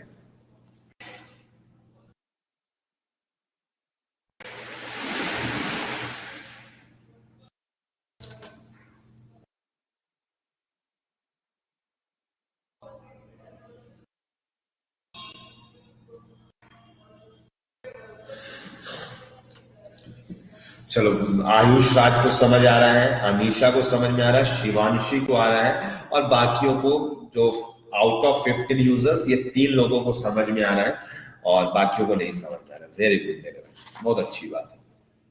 चलो सी पार्ट हम बताएंगे मेरे भाई, सी पार्ट मेरे लिए रहने दो, वो मिल मिल करके हम लोग बनाएंगे। तो सी पार्ट जो है वो फ्री एक्सपेंशन है, फ्री एक्सपेंशन है। सी पार्ट जो है ये फ्री एक्सपेंशन है। तो फ्री एक्सपेंशन का मतलब क्या समझ में आता है मेरे भाई? फ्री एक्सपेंशन का मतलब work done zero. Free expansion का मतलब एक लाइन समझ में आया था, work done zero, work done zero हो जाता है। ठीक है, एक लाइन तो ये समझ में आ गया मेरे, वर्क डन जीरो होगा, चलो ठीक है। लेकिन सिंस प्रोसेस ए से बी हो रहा है, प्रोसेस कहां से हो रहा है? ए से बी, प्रेशर कितना से चेंज हो रहा है? 10 atm से 1 atm, 1 atm, जिसमें टेम्परेचर कांस्टेंट है मेरे भाई, तो डेल्टा एस सिस्टम अभी भी वही आएगा। लेकिन तुम कहोगे सर फिर फ्री एक्सपेंशन कैसे हुआ? मेरे भाई हुआ क्या होगा ना, जो ऊपर 1 atm वाला उसको अचानक से हटा दिया गया होगा, हटाया गया और जैसे ही ऊपर जा रहा होगा तुरंत रख दिया गया होगा हिसाब से, तो थोड़ा देर फ्री एक्सपेंशन होने दिया गया। ठीक है, तो डेल्टा एस सिस्टम का वैल्यू अभी भी वही आएगा, आर एल एन 10। ऐसा नहीं कि बदल जाएगा, वैल्यूज पुट कर दो तो 2.3 आर आ जाएगा, अभी भी वही आएगा। क्यों? प्रोसेस तो हुआ ना मेरे पास, 10 से 1 तक ही लिखा गया है, बीच में क्या हुआ, फ्रीली एक्सपैंड कराए क्या कराए उससे मतलब नहीं। लेकिन हाँ, वर्क डन उस केस में जीरो हो गया। क्या है वर्क डन जीरो हो गया? प्रेशर एक्सटर्नल जीरो हो गया उस time during the process. Initially finally आपको दिया हुआ है ड्यूरिंग द प्रोसेस। इनिशियली क्या था ये पता है, फाइनली क्या था ये पता है, लेकिन during the process P external zero था।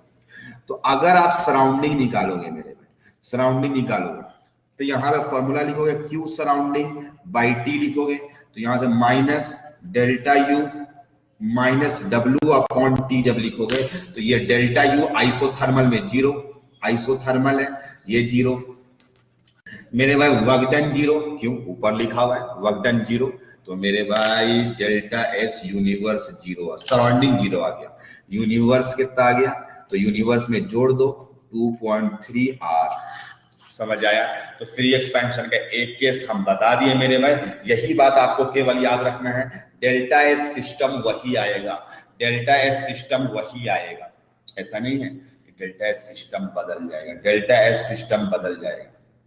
ठीक है, तो आई होप ये क्वेश्चन समझ में आया होगा। फ्री एक्सपेंशन हम करा दिए आपको, लेकिन जो अगला प्रश्न देने जा रहे हैं वो आप लोग से बन जाना चाहिए तीनों के तीनों पार्ट, तीनों के तीनों पार्ट। हर डेटा प्रीवियस डेटा यूज किया हुआ ही देंगे आपको, जो ऑलरेडी आप पहले यूज किया, आप पीछे पलट के वो डेटा को यूज कर सकेंगे आप।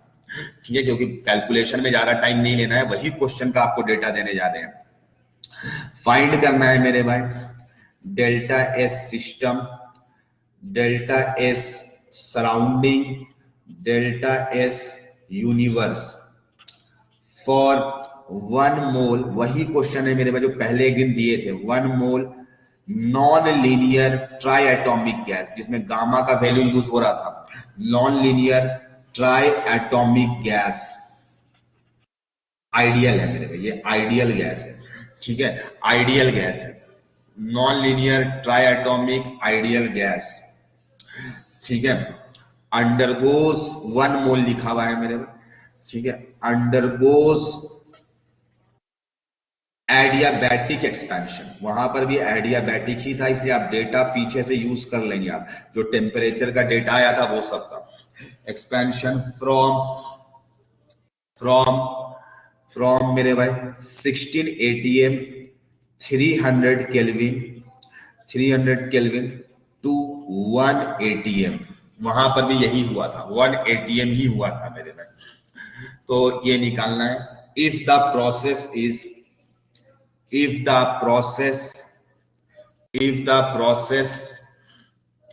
is carried out number A reversibly, वही तीनों पार्ट है मेरे भाई। बी नंबर इरिवर्सिबली और नंबर सी फ्री एक्सपेंशन। फिर जल्दी से बनाओ मेरे भाई, डेटा प्रीवियस वाला ही यूज हो रहा है। ठीक है, फिर से एक बार क्वेश्चन को रीड कर रहे हैं। Find delta S system, delta S surrounding, delta S universe. 1 mole non linear triatomic gas है, आइडियल है, जिसमें आपको T1 गिवन है, T2 प्रीवियस डेटा यूज होगा, रिवर्सिबल के लिए भी इरिवर्सिबल के लिए भी आप पीछे से निकाल के देख लेंगे। ठीक है, इफ द प्रोसेस को कैरिड आउट किया गया रिवर्सिबली, इरिवर्सिबली और फ्री एक्सपेंशन। ठीक है, डेटा आप पीछे से यूज करेंगे। ठीक है, जल्दी से बनाओ मेरे, जल्दी से बनाओ। हम आपको 3 से 4 मिनट का टाइम दे रहे हैं।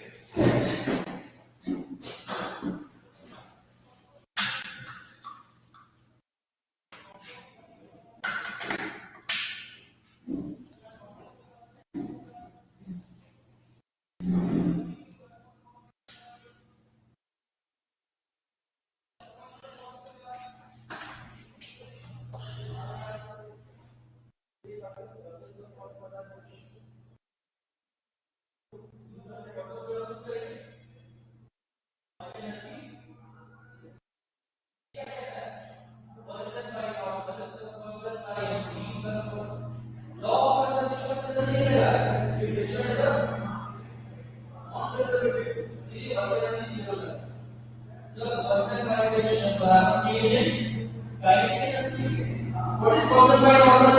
So 0. Counted by entry 0. Counted by question नहीं निकालना है. It is nothing but change in kinetic energy. किसका? System. किसका?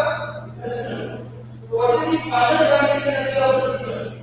Half 2m plus m 3m. Total mass of 3m. And what is the speed? 10 by 3 का whole square minus what was the initial kinetic energy of the system? सिर्फ इसके पास velocity है m into 10 का whole square.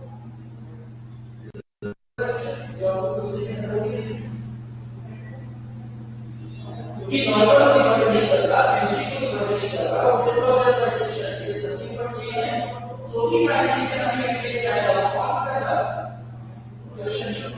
और कोई system यहाँ पर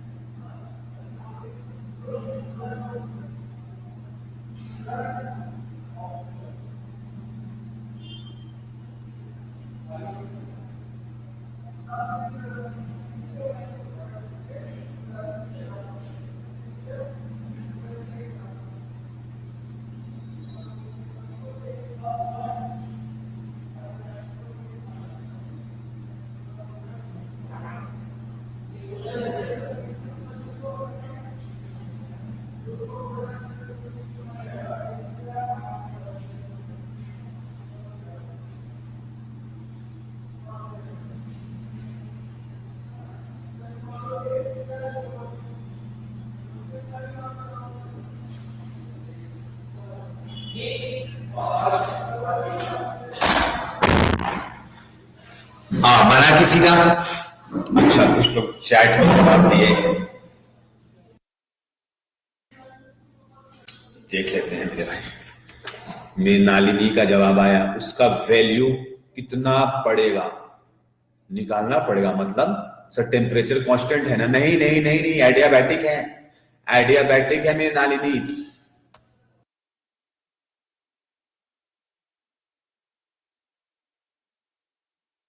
और किसी का भी जवाब नहीं आया है मेरे भाई।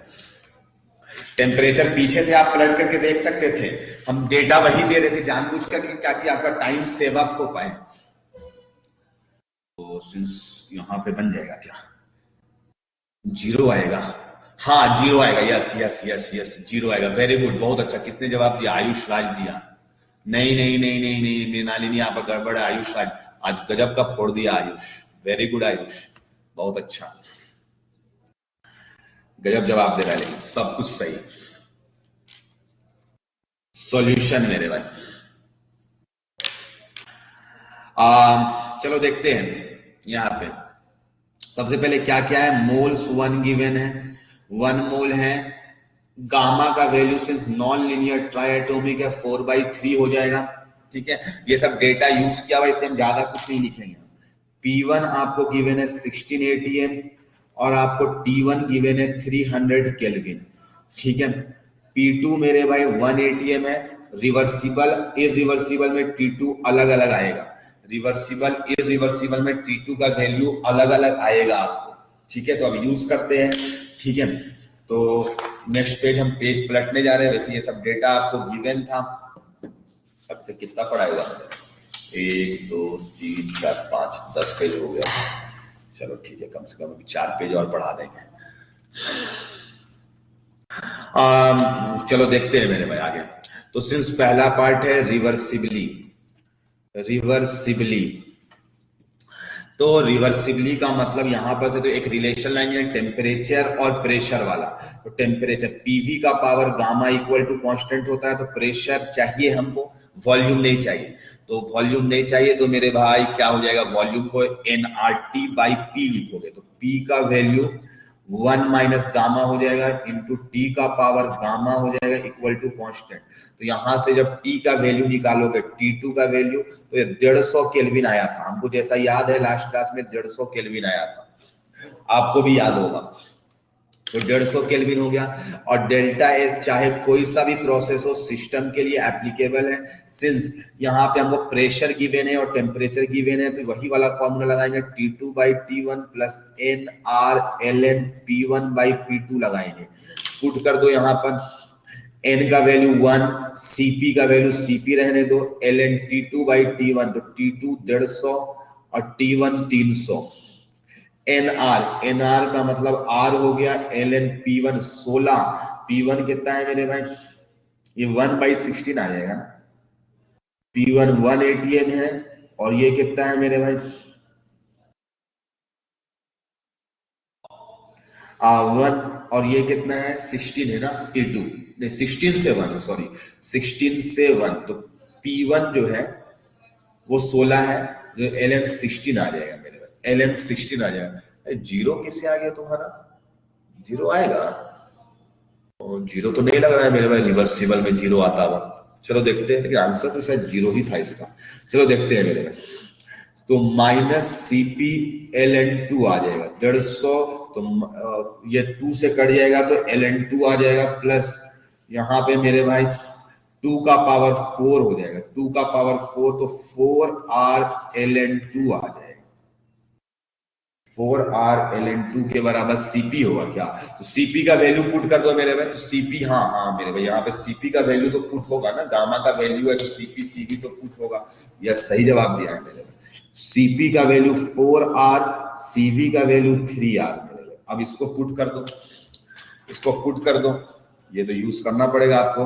तो Cp की जगह पे 4R ln 2 plus 4R ln 2 put कर दो, ये जीरो आ जाएगा मेरे भाई, equal to zero, equal to zero. यानी इस केस में डेल्टा एस सिस्टम कितना आ गया, इक्वल टू जीरो आ गया। चलो ठीक है, अब सराउंडिंग निकालेंगे मेरे में। तो सिंस ये क्या चीज है, रिवर्सिबल है, तो since delta S universe reversible process के लिए जीरो होगा, जीरो होगा, तो इसका मतलब डेल्टा एस सराउंडिंग कितना होगा मेरे में, वो भी जीरो होगा, वो भी जीरो। तो वो सब जीरो, यस रिवर्सिबल प्रोसेस, ये अगर सिस्टम जीरो हो गया तो पक्का सराउंडिंग जीरो होगा। इस बात की तो वैसे गारंटी नहीं है, लेकिन रिवर्सिबल है तो यूनिवर्स भी जीरो, सिस्टम भी जीरो, कोई दो जीरो तो तीसरा जीरो होगा, तीसरा जीरो होगा। तो आई होप ये फर्स्ट वाला केस सबको समझ आ गया होगा। बी वाला कोई बना पाया मेरे भाई, बी वाला? चलो देखते हैं मेरे से पहले कौन बना पाता है। चलो मेरे से पहले कौन बना पाएगा। हाँ, यहाँ पे आपका जीरो होगा, इस बात की कोई गारंटी नहीं है क्योंकि टेम्परेचर यहाँ पे वेरी करेगा। तो फिर से वही वाला फॉर्मूला लगाइएगा। यहाँ पर प्रेशर तो सेम है मेरे भाई, लेकिन इरिवर्सिबली है, तो इस पर आपको टेम्परेचर निकालने के लिए कुछ दूसरा रास्ता ढूंढना पड़ेगा, दूसरा रास्ता ढूंढना पड़ेगा। कौन सा रास्ता? वर्क डन वाला मेरे भाई। तो इरिवर्सिबली के केस में आपको टेम्परेचर निकाला हुआ है, हमारे पास सेम क्वेश्चन था मेरे भाई, जिसपे आपका 230 केल्विन आया था। याद करो, पीछे पलट करके देखो, 230 केल्विन आया होगा, ठीक है। 230 केल्विन हम डायरेक्टली डेटा यूज करें, कैसे निकाला गया था वो आप पीछे पलट करके देख सकते हैं। Delta U equal to W से निकाला गया था, NCV delta T equal to वहां पर P external V2 minus V1 का यूज करके निकाला गया था T2। याद करो, पीछे आपको मिल जाएगा लिखा हुआ। तो अब हम निकालेंगे delta S system, delta S system निकालेंगे मेरे भाई। कैसे निकालेंगे? तो फॉर्मूला लगाएंगे यहाँ पर से, वही वाला ऊपर वाला। तो Cp ln T2, T2 कितना है 230, इनिशियली 300 मेरे में, 300 आ गया, initially 300 plus NR, NR R हो गया, ln ये तो 16 ही आएगा मेरे, ये तो 16 ही आएगा, ठीक है। तो Cp का वैल्यू पुट कर दो, सीपी का वैल्यू पुट कर दो 4R ln 23/30 plus 4R ln 2 लिख दो। अब वैल्यूज पुट करने का जरूरत नहीं है मेरे भाई, बस आप रहने दो यहीं पर, छोड़ दो यहीं पर। तो ये वैल्यू आया, डेल्टा एस सिस्टम निकाल लिया। चलो डेल्टा एस सराउंडिंग में हम मेहनत करते हैं निकालने के लिए। यहाँ पे तो फॉर्मूला काम कर जाता था, यूनिवर्स इक्वल टू 0 हो जाता था तो आसानी से निकाल लेते थे। वैसे अपने पास में फॉर्मूला भी था मेरे भाई। यहाँ पे डेल्टा एस सराउंडिंग जो होगा ये क्यू सराउंडिंग बाई टी होगा मेरे भाई। सिंस इरिवर्सिबल प्रोसेस में क्यू सराउंडिंग हमेशा 0 होता है, इक्वल टू 0 होगा। ये एडियाबैटिक प्रोसेस है, एडियाबैटिक प्रोसेस में क्यू 0 होता है, ये बात आपको पता होगा। क्यू 0 होता है मेरे भाई, सबको पता था क्यू 0 होता है। और देखो तो delta S system plus delta S surrounding जोड़ देंगे तो ग्रेटर देन 0 आएगा कि नहीं आएगा? इसका वैल्यू निगेटिव होगा, इसका वैल्यू पॉजिटिव होगा, लेकिन ये वाला वैल्यू पॉजिटिव है, इसीलिए ये प्रोसेस फिजिबल होगा। ये प्रोसेस फिजिबल होगा क्योंकि ln2 का वैल्यू बड़ा है, ये ln1 से कम है मेरे भाई, ये निगेटिव वाला छोटा है वैल्यू। समझ आया? तो एडियाबैटिक ये प्रोसेस फिजिबल होगा। कितना लोगों को समझ में आ रहा है मेरे भाई? क्यू सराउंडिंग हमेशा 0 होगा, यानी delta S surrounding adiabatic process में हमेशा 0 होगा क्योंकि क्यू 0 होता है, क्यू 0 होता है। कितना लोगों को समझ में आ रहा है मेरे भाई? थोड़ा चैट पे जवाब दो ताकि हमको समझ में नहीं आ रहा है। आ रहा है मेरे। चलो फ्री एक्सपेंशन का बात करते हैं मेरे। फ्री एक्सपेंशन में क्या होगा? Free expansion C part, free expansion, free expansion. तो फ्री एक्सपेंशन का मतलब क्या होता है? सबसे पहले वर्क डन 0 हो जाता है, during the process pressure external 0 हो जाता है। लेकिन इसका ये मतलब नहीं है कि इनिशियली प्रेशर और फाइनल प्रेशर 0 हो जाए। तो सिस्टम का अभी भी निकालना होगा। कैसे निकालना होगा? NCP ln T2/T1 plus NR ln P1 by P2। लेकिन अब सवाल है कि रिवर्सिबल में निकाल लिए थे T2, इसमें कैसे निकालेंगे? तो मेरे भाई सिंस इस पे Q भी 0 होता है, Q इक्वल टू 0 होता है एडियाबैटिक पे, ये लाइन पता है। Q भी 0, W भी 0, इसका मतलब डेल्टा U भी 0, और हम एक लाइन लिखवाए थे T2 इक्वल टू T1 हो जाएगा। यानी फ्री एक्सपेंशन एडियाबैटिक प्रोसेस जो होता है वो आइसोथर्मल होता है, वो आइसोथर्मल होता है, आइसोथर्मल फ्री एक्सपेंशन की जैसा। तो मेरे भाई सीधा ये टर्म 0 हो जाएगा कि नहीं हो जाएगा? ये टर्म 0 हो जाएगा कि नहीं हो जाएगा? और मेरे भाई तुम अगर चाहते हो इसका वैल्यू लिखना तो डेल्टा एस सिस्टम का वैल्यू क्या हो जाएगा? NR, इसका वैल्यू 4R ln 2 आ जाएगा, 4R ln 2 आ जाएगा डेल्टा एस सिस्टम। तुमको अगर नहीं सर हमको सराउंडिंग भी निकालना है तो मेरे बच्चा इसी बात निकालना तो है ही। तो delta S surrounding equal to Q surrounding by T equal to minus Q system by T. और सिंस क्यू का वैल्यू ही 0 होता है, क्यू का वैल्यू ही 0 होता है, तो इसका सराउंडिंग 0 आ गया। डेल्टा एस यूनिवर्स निकालना चाहो तो निकाल लेना डेल्टा सिस्टम से। तो आई होप ये लाइंस बिल्कुल क्लियर होगा, आपको समझ में भी आ गया होगा। तो एक लाइन यहाँ पे नोट लिखो, एक लाइन मेरे भाई तुमको दिखाई दिया होगा, डेल्टा एस सराउंडिंग हमेशा 0 होता है एडियाबैटिक प्रोसेस में, तीनों केसेस में 0 हुआ। तो लिखो डेल्टा एस सराउंडिंग जो होगा ये हमेशा 0 होगा। कब 0 होगा? फॉर एडियाबैटिक प्रोसेस, चाहे वो आपका कॉम्प्रेशन हो, चाहे वो आपका एक्सपेंशन हो। क्यों होता है? तो क्यू का वैल्यू ही 0 हो जाता है। ये ऐसा क्यों होता है? कोई पूछना चाहेगा तो बता देना, क्यू इक्वल टू 0 होता है। समझ आया? क्यू इक्वल टू 0 होता है। तो आई होप ये लाइंस तुमको समझ में आया होगा कि कभी भी एडियाबैटिक प्रोसेस रहे उसका वैल्यू डेल्टा एस सराउंडिंग का 0 ही होगा, 0 ही होगा।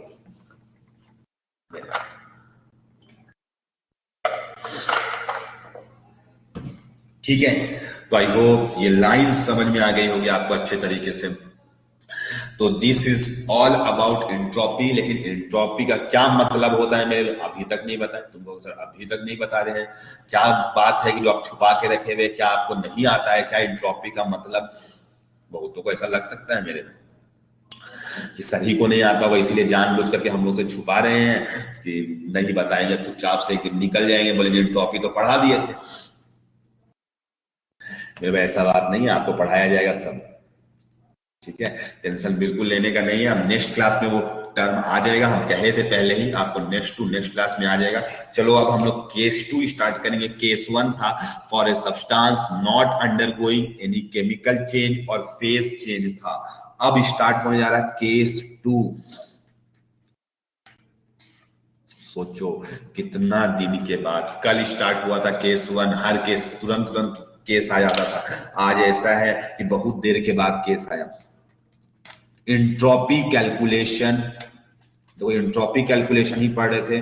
अभी यहाँ पे केमिकल चेंज नहीं कराएंगे, फॉर फेज चेंज। मेरे भाई एंट्रोपी कैलकुलेशन हम लोग पढ़ेंगे फेज चेंज के लिए, फेज चेंज के लिए जानेंगे। केवल यहाँ पे फिजिकल चेंज होगा, सॉलिड से लिक्विड, लिक्विड से गैस, समझ में आ रहा है, सॉलिड से लिक्विड, लिक्विड से गैस, ये सब के बारे में पढ़ेंगे। तो इसके अंदर में हम सबसे पहले पढ़ेंगे boiling point and melting point. Boiling and melting point के बारे में पढ़ेंगे। तो सबसे पहले इसमें हम लोग बॉइलिंग पॉइंट का डेफिनेशन पढ़ेंगे। बॉइलिंग पॉइंट का डेफिनेशन, तो बहुत सर आज तक हमें बॉइलिंग पॉइंट का आपको डेफिनेशन नहीं बताए थे आप। हाँ अब बताने जा रहे हैं मेरे को। अब आया है वो दिन जिसमें हम आपको बॉइलिंग पॉइंट का डेफिनेशन लिखवाएंगे। तो लिखो, temperature at which vapour pressure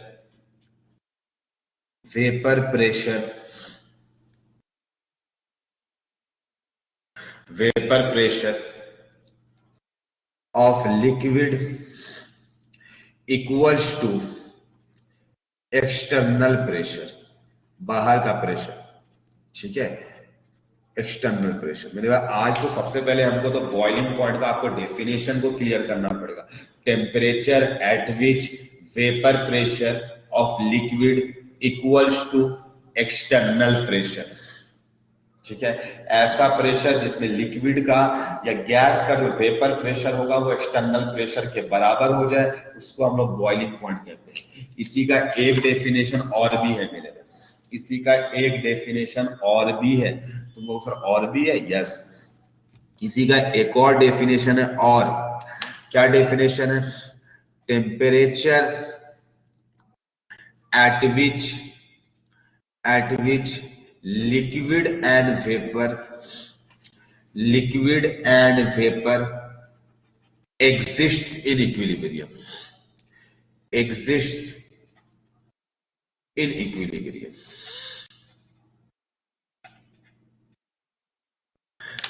ऐसा टेम्परेचर जिसपे क्या होता है, लिक्विड और वेपर यानी लिक्विड और गैस इक्विलिब्रियम पे एग्जिस्ट करता है। एक बार हम लोग चैट पे रिप्लाई करो तो ऑडियो एंड वीडियो बिल्कुल क्लियर है, यस या नो?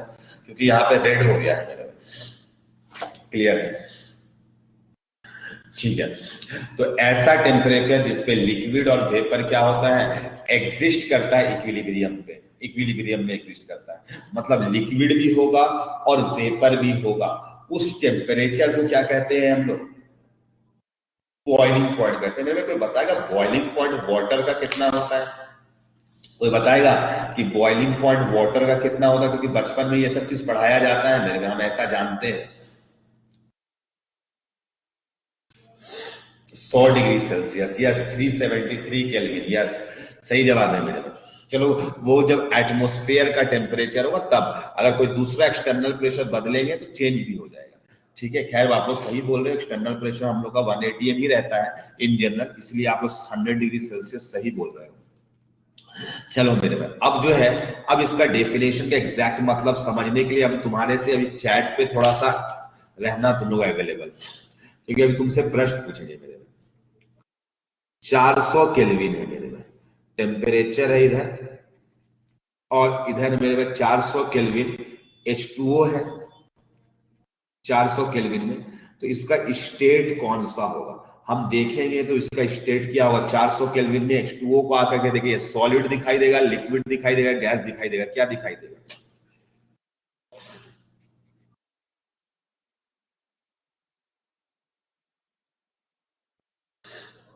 बताओ जल्दी से। फर्स्ट वाले में क्या आपको दिखाई देगा? 400 केल्विन में गैस दिखाई देगा। चलो मेरे 300 केल्विन में क्या दिखाई देगा? 300 केल्विन में क्या दिखाई देगा? लिक्विड। किसी को और कुछ लगेगा तो अपना लिख सकता है मेरे में, ठीक है। आप ही लोग का रिस्पॉन्स को यहां पे हम लिखेंगे।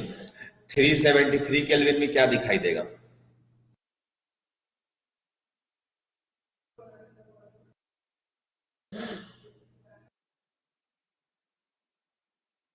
लिक्विड गैस दोनों दिखाई देगा, लिक्विड प्लस गैस, ठीक है, लिक्विड प्लस गैस दिखाई देगा,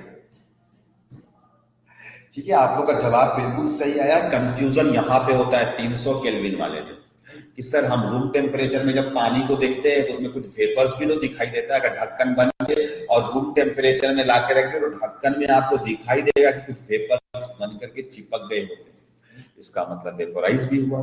तो कंफ्यूजन यहां पे आता है मेरे में 300 केल्विन वाले में।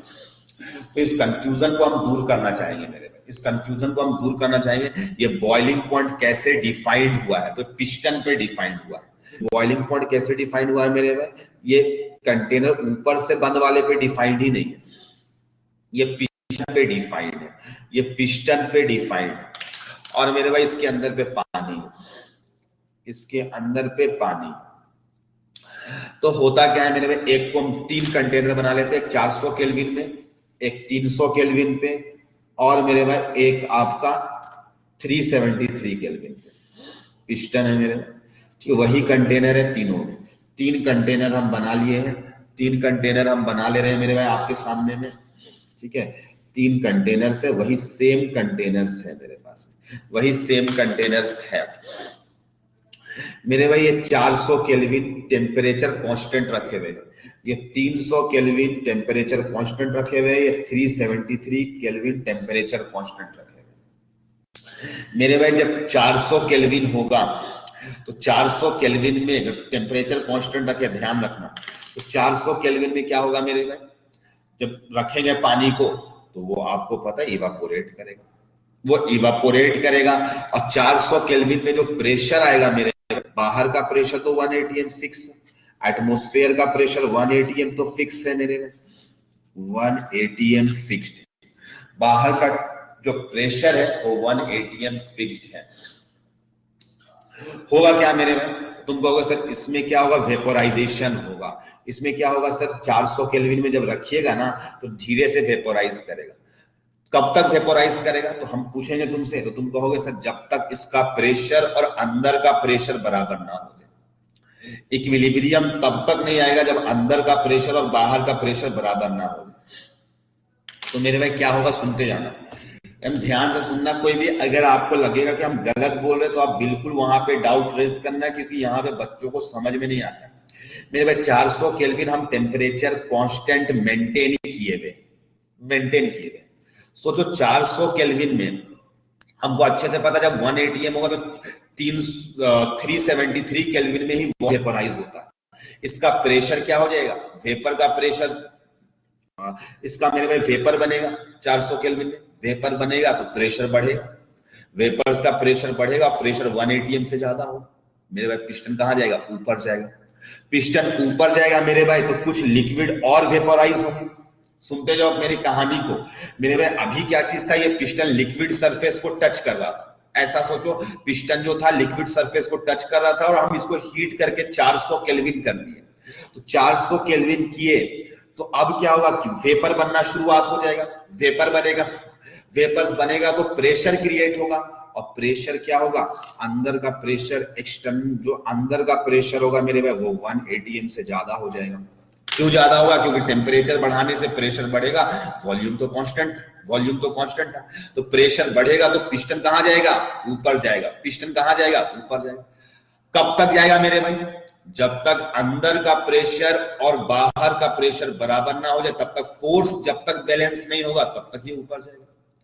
तो तुम कहोगे सर जैसे ही ये ऊपर गया फिर 400 केल्विन तो हम मेंटेन किए हुए हैं, टेम्परेचर कम नहीं होने दे रहे, तो जैसे ही प्रेशर कम होगा मेरे भाई तो फिर कुछ लिक्विड और वेपोराइज करेगा प्रेशर बढ़ाने के लिए, क्योंकि उस टाइम में प्रेशर कितना होगा 1 atm से ज्यादा ही होगा, तो मेरे भाई प्रेशर बढ़ाने के लिए गैसेस और वेपोराइज होगा, पिस्टन और ऊपर जाएगा मेरे भाई। कैसे, क्यों ऊपर जाएगा? क्योंकि 1 atm उसको मेंटेन करना, वेपोराइज करते चला जाएगा और पिस्टन ऊपर चला जाता जाएगा, ऊपर जाता जाएगा। जब तक सारा लिक्विड वेपोराइज नहीं कर जाएगा तब तक ये पिस्टन ऊपर जा रहा था। सारा लिक्विड वेपोराइज कर गया, उसके बाद प्रेशर तो अभी भी ज्यादा होगा मेरे में 1 से, अब पिस्टन फिर ऊपर जाएगा, पिस्टन फिर ऊपर जाएगा, और पिस्टन ऊपर जाएगा मेरे भाई तो सिंस क्या होता है, पिस्टन जैसे जैसे ऊपर जाएगा, पिस्टन जैसे जैसे अपवर्ड मूव करेगा, अप जाएगा, पिस्टन अप जाएगा तो मॉलिक्यूल्स दूर होगा, मॉलिक्यूल्स दूर होंगे। गैस सॉलिड्स में मॉलिक्यूल्स ज्यादा क्लोजर होते हैं, लिक्विड में थोड़ा सा फैलते हैं, गैसेस में और फैलते हैं।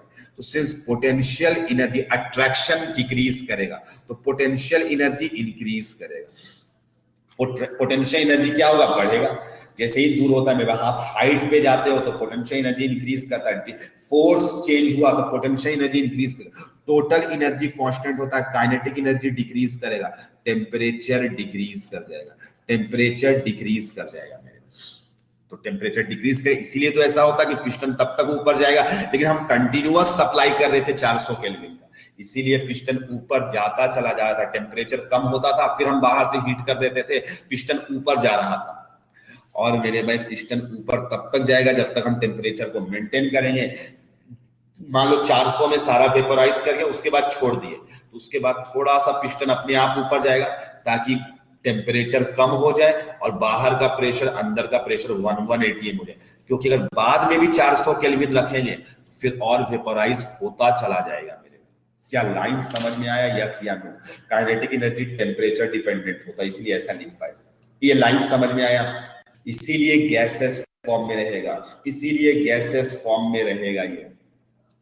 लेकिन जब तुम 1 atm और 300 केल्विन रखे हो मेरे भाई, 1 atm और 300 केल्विन रखे हो, तो मेरे भाई तुमको अच्छे से पता है कि 300 केल्विन में प्रेशर इंटरनल जो होगा वो atm से कम होगा, और जब 373 केल्विन होता है तो पी इंटरनल 1 atm के बराबर होता है। पी इंटरनल क्या होता है? 1 atm के बराबर। तो सिर्फ 1 atm से कम है मेरे भाई, तो पिस्टन बाहर का फोर्स ज्यादा तो वो नीचे आ जाएगा, और जितना भी गैसेस होगा वो क्या हो जाएगा? लिक्विड बन जाएगा। फिर थोड़ा सा पिस्टन और नीचे आएगा, फिर लिक्विड बन जाएगा। इस तरीके से नीचे आता चला जाएगा, नीचे, क्योंकि टेम्परेचर कम है तो उस पे क्या चीज है मेरे भाई? काइनेटिक एनर्जी कम है, काइनेटिक एनर्जी भी कम है। तो तुम बोलोगे सर इसका मतलब पोटेंशियल एनर्जी ज्यादा है, तब तो वेपर बन के रहना चाहिए। वैसे नहीं डिसाइड हो रहा है, वैसे डिसाइड नहीं हो रहा है। यहाँ पे क्या होगा कि ऐसा सोचो, टेम्परेचर बढ़ाते तो गैसेस फैलता मेरे में, टेम्परेचर घटाएंगे तो गैसेस क्लोज आ रहे हैं, गैसेस क्लोज आएंगे। आई बात समझ में? तो ये पिस्टन के बाहर का जो फोर्स होगा वो ज्यादा होगा तो वो पिस्टन को दबा देगा। अगर तुम कंटेनर बंद वाला ले लेते ना तब तो लिक्विड और गैस दोनों हो जाता।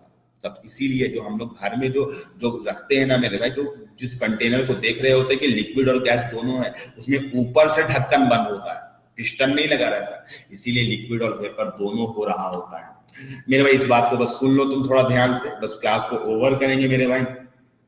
इसमें सिंस 1 atm है, तो सिंस 1 atm है मेरे भाई, तो क्या हुआ? कुछ वेपराइज भी करेगा। क्यों वेपराइज करेगा मेरे भाई? तो सिंस टेम्परेचर ज्यादा है तो कुछ लिक्विड वेपराइज करेगा। कब तक वेपराइज करेगा? जब तक 1 atm ना हो जाए। तो उस केस में थोड़ा सा आपको वेपर भी देखने को मिलेगा। आई आवाज समझ में? ये बात समझ में आनी चाहिए मेरे भाई। क्या कॉन्सेप्ट क्लियर है? कॉन्सेप्ट क्लियर है? यस या नो? बॉइलिंग पॉइंट कब बोलते हैं? जब लिक्विड और वेपर इक्विलिब्रियम पे होगा, अदरवाइज ये बॉइलिंग पॉइंट नहीं होगा, क्योंकि पिस्टन जब डिफाइन करोगे तो पिस्टन अपने आप नीचे आ जाएगा, क्योंकि 300 केल्विन में प्रेशर जो होता है वो 1 atm से कम होता है। ठीक है? यस या नो? देखे कितना लोगों को समझ में आ रहा है मेरे में? तो बॉइलिंग पॉइंट तभी डिफाइंड है जब लिक्विड और वेपर्स इक्विलिब्रियम पे होगा और एक्सटर्नल प्रेशर इंटरनल प्रेशर के बराबर हो जाएगा। उस टाइम में आपको देखना, तो जब लिक्विड और वेपर आपस में इक्विलिब्रियम पे होगा तो उसी टाइम में बॉइलिंग पॉइंट होता है, या फिर जब इंटरनल प्रेशर एक्सटर्नल प्रेशर के बराबर होगा तभी डिफाइन होगा। हाँ, ये पिस्टन वाले में डिफाइन होगा, ऊपर कंटेनर में जो ढक्कन लगा रहता है उससे डिफाइन नहीं होगा, उसपे तो एरर आ जाएगा मेरे लोग, तो कोई डेफिनेशन थोड़ी है उसपे। तो इसी कंडीशन में भी आपको लिक्विड भले कम वेपर हो ज्यादा वेपर है, इक्विलिब्रियम में तो रहेगा ना मेरे, इक्विलिब्रियम पे तो रहेगा ना। तो ये बात आपको समझना था। अब सिंस आप सोचना इस पे मेरे भाई हम क्या कर रहे हैं, इसका टेम्परेचर सिंस ये जैसे ही फैलेगा मेरे भाई 373 केल्विन में प्रेशर 180 से थोड़ा ज्यादा होता है, इसीलिए गैसेस थोड़ा सा ऊपर जाता है। उसके बाद जैसे ही मेंटेन हो जाता है, जैसे ही इंटरनल प्रेशर एक्सटर्नल के बराबर हो जाता है तो रुक जाता है पिस्टन।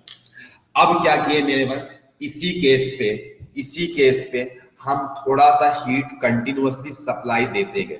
सिंस आपको पता है कि अगर कंटिन्यूअसली हीट सप्लाई करते रहेंगे बॉइलिंग पॉइंट पे तो एक टाइम ऐसा आएगा कि सारा लिक्विड वेपोराइज कर जाएगा। बोलो, ऐसा लाइन भी पढ़े होंगे आप लोग कि अगर कंटिन्यूअसली हीट सप्लाई करते रहेंगे मेरे भाई और टेम्परेचर को मेंटेन करेंगे, तो मेरे भाई 373 केल्विन में था, हम थोड़ा सा हीट बढ़ा दिए, थोड़ा सा हीट दिए मेरे भाई, तो क्या होगा कोई बता सकता है? हमें मुंह से भी जवाब दे सकते हो। बस अब एंड करेंगे, इतना पेज भरेंगे और छोड़ देंगे आपको। बताओ जल्दी से, थोड़ा सा हीट सप्लाई करेंगे तो वेपोराइज करेगा या कंडेंस करेगा? क्या लगता है मेरे? तो सिर्फ डीक्यू हीट देंगे तो वेपोराइज होगा। डीक्यू हीट देने से टेम्परेचर थोड़ा सा इंक्रीज करेगा, फिर वेपोराइज करने के बाद फिर टेम्परेचर डिक्रीज करेगा और फिर इक्वल टू 373 केल्विन हो जाएगा। फिर 373 केल्विन के बराबर हो जाएगा। थोड़ा सा हीट दिए और मेरे में थोड़ा सा पिस्टन ऊपर गया, थोड़ा सा पिस्टन, और इस तरीके से मेरे में फिर थोड़ा सा जब ऊपर गया तो फिर डीक्यू अमाउंट ऑफ हीट दिए और इस तरीके से डीक्यू बढ़ाते जा रहे हैं। तो एक टाइम ऐसा आएगा कि पिस्टन ऊपर जाता चला जाएगा, सारा लिक्विड वेपोराइज होगा। यानी हम टेम्परेचर को कांस्टेंट रखे, प्रेशर हल्का हल्का बढ़ा रहे हैं, पिस्टन हल्का हल्का ऊपर जा रहा है और टेम्परेचर को 373 डिग्री कांस्टेंट रखे। यहाँ पे 373 से कम अपने आप हो जाएगा, क्या है, बैलेंस करने के लिए। तो इंक्रीज करते जाएंगे तो फेज चेंज के दौरान, जब फेज चेंज होता है यानी कि धीरे धीरे हीट दे रहे थे और बहुत कम अमाउंट पे देंगे तो बहुत कम चेंज होगा मेरे भाई, तो रिवर्सिबल होगा। Since change is very less मेरे भाई, चेंज बहुत कम है तो ये रिवर्सिबल होगा। तो फेज जो चेंज होता है वो रिवर्सिबल होता है। फेज चेंज जो होता है वो क्या होता है? रिवर्सिबल होता है, जिसको हम नेक्स्ट क्लास में फिर से एक बार इसको क्विक रिकैपिचुलेट करेंगे और इसी के आगे कंटिन्यू करेंगे कि फेज चेंज के दौरान एंट्रोपी कैसे कैलकुलेट करेंगे। ठीक है, आज के लिए इतना ही। ठीक है, ओके, थैंक यू स्टूडेंट्स।